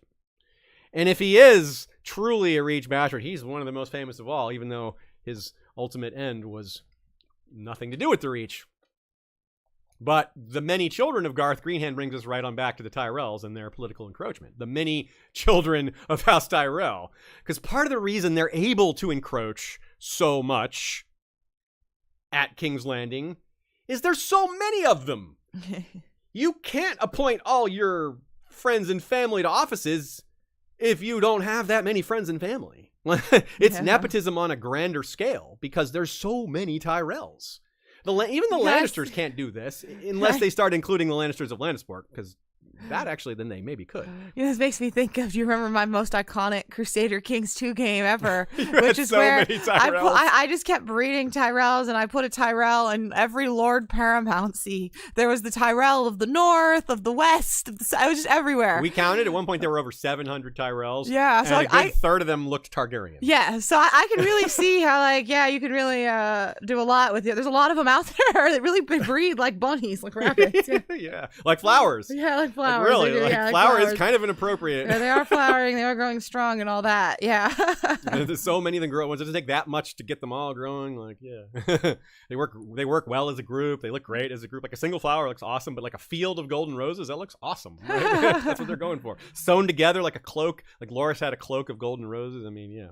Small group of flowers looks great too. A bouquet. A bouquet, yeah. You're right. Big hint. Any size. Yeah. Any size. 1, 2, 3, 12. I love flowers. Wow. Is a Shay? I don't understand what a Shay is saying here. There's no hinting going on here at all. Let me just move on obliviously here. So, yeah, and the Fraser, maybe another one that come to mind that could and have tried to grab a lot of offices at once. They're not having as much success with that, but they could, given how many of them there are. They're just not as powerful as the Tyrells. They also aren't overlords of the largest of the 7 kingdoms in the Reach like the Tyrells are. So yeah, the Tyrells are a lot more powerful than the Freys. That's kind of obvious. And a lot more attractive. Yeah. And by average. I didn't even mention Loras being in the Kingsguard when I mentioned, Queen Marjorie and Hand Mace, So, yeah. Right? And again, because there's so many of them, it's easy to miss these lesser offices that they're getting their hands on. These lesser offices can be of great importance at the right moment, right? They're not like day to day having 2 sons in the gold cloaks is no big deal. But Janos Slint. Funny that we've had 2 reasons to talk about him today, because he's not a Reach bastard. But the City Watch doesn't have bastard. No, I'm kidding. The City Watch doesn't have a lot of power normally. But when 2 sides are duking it out within the confines of King's Landing or the Red Keep, as discussed by Ned and Littlefinger here, quote, I must have the gold cloaks. The City Watch is 2,000 strong, sworn to defend the castle, the city, and the king's peace. Ah, but when the queen proclaims one king and the hand another, whose peace do they protect? Lord Peter flicked at the dagger with his finger, setting it spinning in place. Round and round it went, wobbling as it turned. When at last it slowed to a stop, the blade pointed at Littlefinger. Why, there's your answer, he said, smiling. Now let's understand what Ned got wrong here. He was not fooled by this. This part he understood very well. He understands military stuff. He can count. 2,000 men on his side basically meant he couldn't lose, because the Lannisters had like 100 or 200 at most. He would easily be able to overwhelm them, to the point that he didn't expect to fight. Except they had those 2,000 and their 200. That's the part Ned got wrong, is those 2,000 men were not on his side. He just thought they were. So recall how important loyalty to Daemon was during the Dance of the Dragons, he who gave them their gold cloaks in the first place. And when Unwin Peake was busy appointing his people all over the small council and Kingsguard, he didn't put 2 of his men in the gold cloaks. He placed 500. Wow. Oh. Yeah, like I was saying, he wasn't sneaky about this. He's like, okay, 2,000 gold cloaks. I'm going to put 500 of my men in there, a whole quarter of them. So definitely don't sleep on the importance of the Tyrells gaining influence, if not control, over the City Watch, because it could matter, like, the gates are being held by the City Watch to an invading army like Stannis. Well, what about, all it takes is one commander loyal to the other side to open one of the 7 gates. And there you go. And if it's not the Tyrells gaining influence, it doesn't have to be them. It could be somebody else, right? Someone else could get influence over the City Watch and use that to take over the city. Like someone in Aegon's group, someone in Young Griff's group, right? Varys finding the right person to bribe in order to get the Young Griff's army inside the city without having to storm the walls and losing lots of men. So Ned trusting Littlefinger was a poor choice, though honestly he might not have had many other options. Which brings us to our next character, who definitely didn't have many other options. Thalia Flowers. The poor girl that was taken by Euron. Aeron warned her not to trust Euron. But what good would it have done not to trust him? Would she have escaped? Probably not. Although maybe...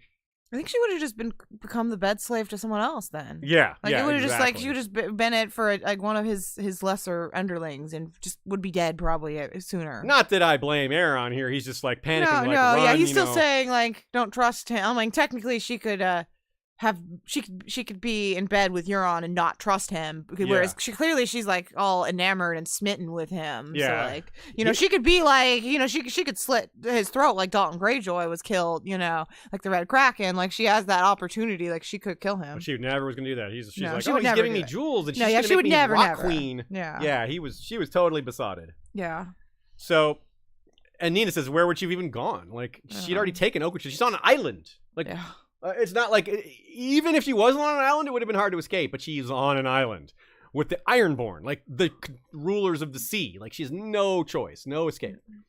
So basically, being naive made it so that she's only going to suffer at the end. Euron's a little handsome too, is my impression. Yeah, he is. For what it's worth, like, I can see how she was, as we'll get into, she's literally the Cinderella story right here, right? Yeah. And so, like, Cinderella, yeah. I get why she grasped onto anything to get her out of her lot in life, even if she, I get it.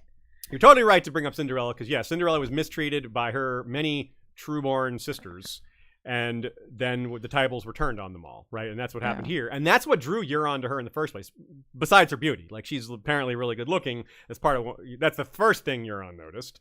But she suggested, because she had been made into a servant by her family, that they become servants to them, which is exactly the Cinderella thing that you're saying there. Yeah. So that's really perfect. So she is a bastard of House Hewitt, which is sort of why I put them in this group, because they're vassals to the Tyrells, although Not anymore because they've been conquered by the Ironborn, but we don't expect that to stay.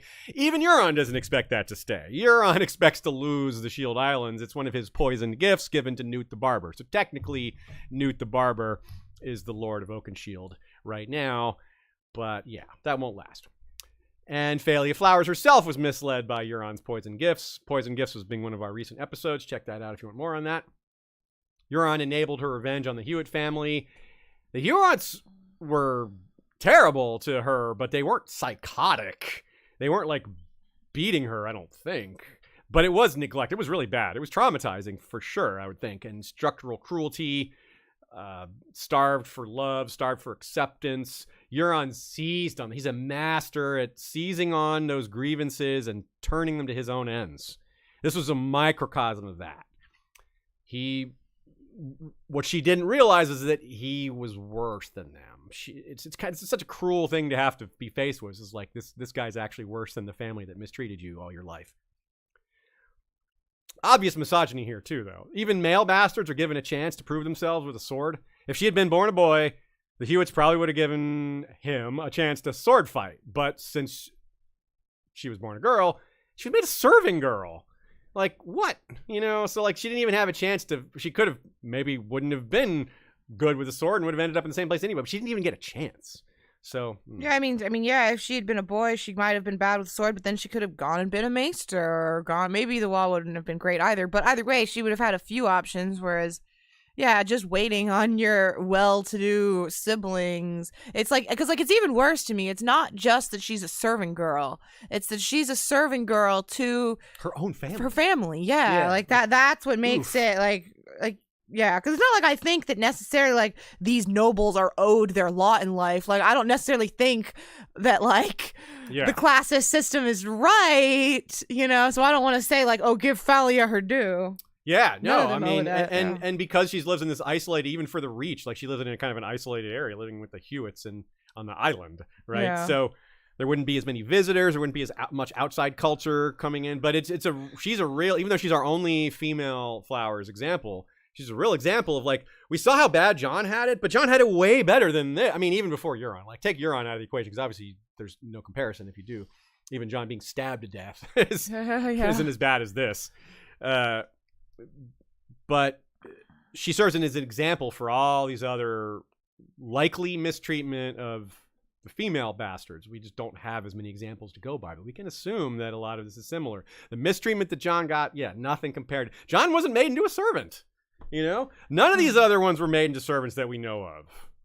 Yeah, I have to wonder, like, if Jon was a girl or whatever, and Ned had brought a little bastard girl or whatever. One, if Catelyn would have treated her poorly still, if Catelyn would have made her I'm just so curious how, like, she wouldn't have felt as threatened. It would have felt, it's a much bigger problem if Catelyn mistreats a female bastard, because there's no worry about claims. Yeah, there's no worry about claims, so, like, why, that's just her being cruel. But, when she sees Maya Stone, just the hearing her name Stone sets Catelyn off. It makes her feel guilty. She's like, because it brings her back to Jon. It makes her feel mad and guilty, because part of her is mad at how she's treated Jon, but another part of her is like, well, this is how the world works, and she's like, it just sets her off. Just hearing the name Mia Stone, like meeting Mia, just like she was like, bah. So Catelyn's real wrapped up about that stuff. Mm-hmm. And not so much of it's out of her control, but So Phalia doesn't know. Phalia's even more sheltered, and not sheltered is the wrong word, but trapped in a microcosm of a smaller worldly view. Yeah. Yet she still serves as a great example, a tragic example of what's probably the fate. It is probably the fate of a lot of men who aren't good with swords. They probably do end up in similar places, like as servants or something like that. But those ones don't get mentioned in the history books, and they don't have this sort of outcome like Phalia would, because no handsome lord is going to go grab them, like in that. Well, there would be maybe some exceptions to, like a gay lord or something like that. Yeah, no, I was just thinking. Lord. I was like thinking of Satin or something. But most of the men, obviously most lords are heterosexual or bisexual. So, more likely to happen to a woman. Most lords are bisexual. Quote from Aziz. So even more cruel here. Another angle to this is, that the Hewitts are going to be ransomed by the Tyrells of Highgarden from Newt the Barber. Newt the Barber kept most of them alive, or all of them alive, and so he'll get some money for that. The Tyrells, as overlords, that's their responsibility, and they can afford it.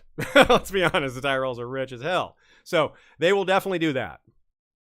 But because Valley of Flowers was taken away, she will not. She will not get ransomed. She will die, most likely, alongside Aeron, strapped to the prow of the Silence. And to make it even more worse, she is pregnant with Euron's bastard, who he clearly doesn't care about because he's strapped her to the prow and cut her tongue out. So, yikes. Yeah. Oof. That's some bad stuff. Bad stuff indeed. I guess that would be, her child would be a Pike, I guess. Yeah. But her child won't be born, most likely. So. Yeah. Yeah, it's like is it two bastards have a child? Is it when they're not married? Is it? I don't know how that works. I mean, Euron's not one, but it made me think of that. Our last section is called Fake Flowers. Not the plastic variety, not the Radiohead song. The steel variety, the steel flowers. Because our last example is a character who is truly just getting started in life and has a lot in common with Jon Snow, where we started this episode with talk of him. He is where he is because of Jon Snow, and his story has so much in common with him. I'm talking about Aemon, not Maester Aemon, but the child of Dalla and Mance Rayder, the child with the most complicated identity. He is not truly a bastard, of course, which may be the case with Jon as well, as in, might not truly be a bastard, might just have the bastard's name to hide his identity. Jon Snow may be Jon Targaryen, or Aegon Targaryen, or Aemon Targaryen, or Jaehaerys, who knows, but he may not be a Snow. Because Dalla and Mance were married too. So Dalla and Mance's child is not a bastard by the laws and traditions of the Seven Kingdoms, even if their marriage might not be recognized in the same way. I certainly recognize it. I think most people would. But Aemon Steelsong is masquerading, not under his own will, but his guardians have decided that he was going to be swapped with Craster and Gilly's child, who were not married. And Gilly is going to tell Sam's family at Hornhill that Sam is the father. So, Sam is the official father. So, even though he's going to be called Aemon Steelsong or Aemon Battleborn as a nickname, as the officially, even though it's a lie, story that he's a child of a Reach nobleman, to maintain the charade, he would be Aemon Flowers, right? The son of Sam. Son of Sam. Ooh. Yikes.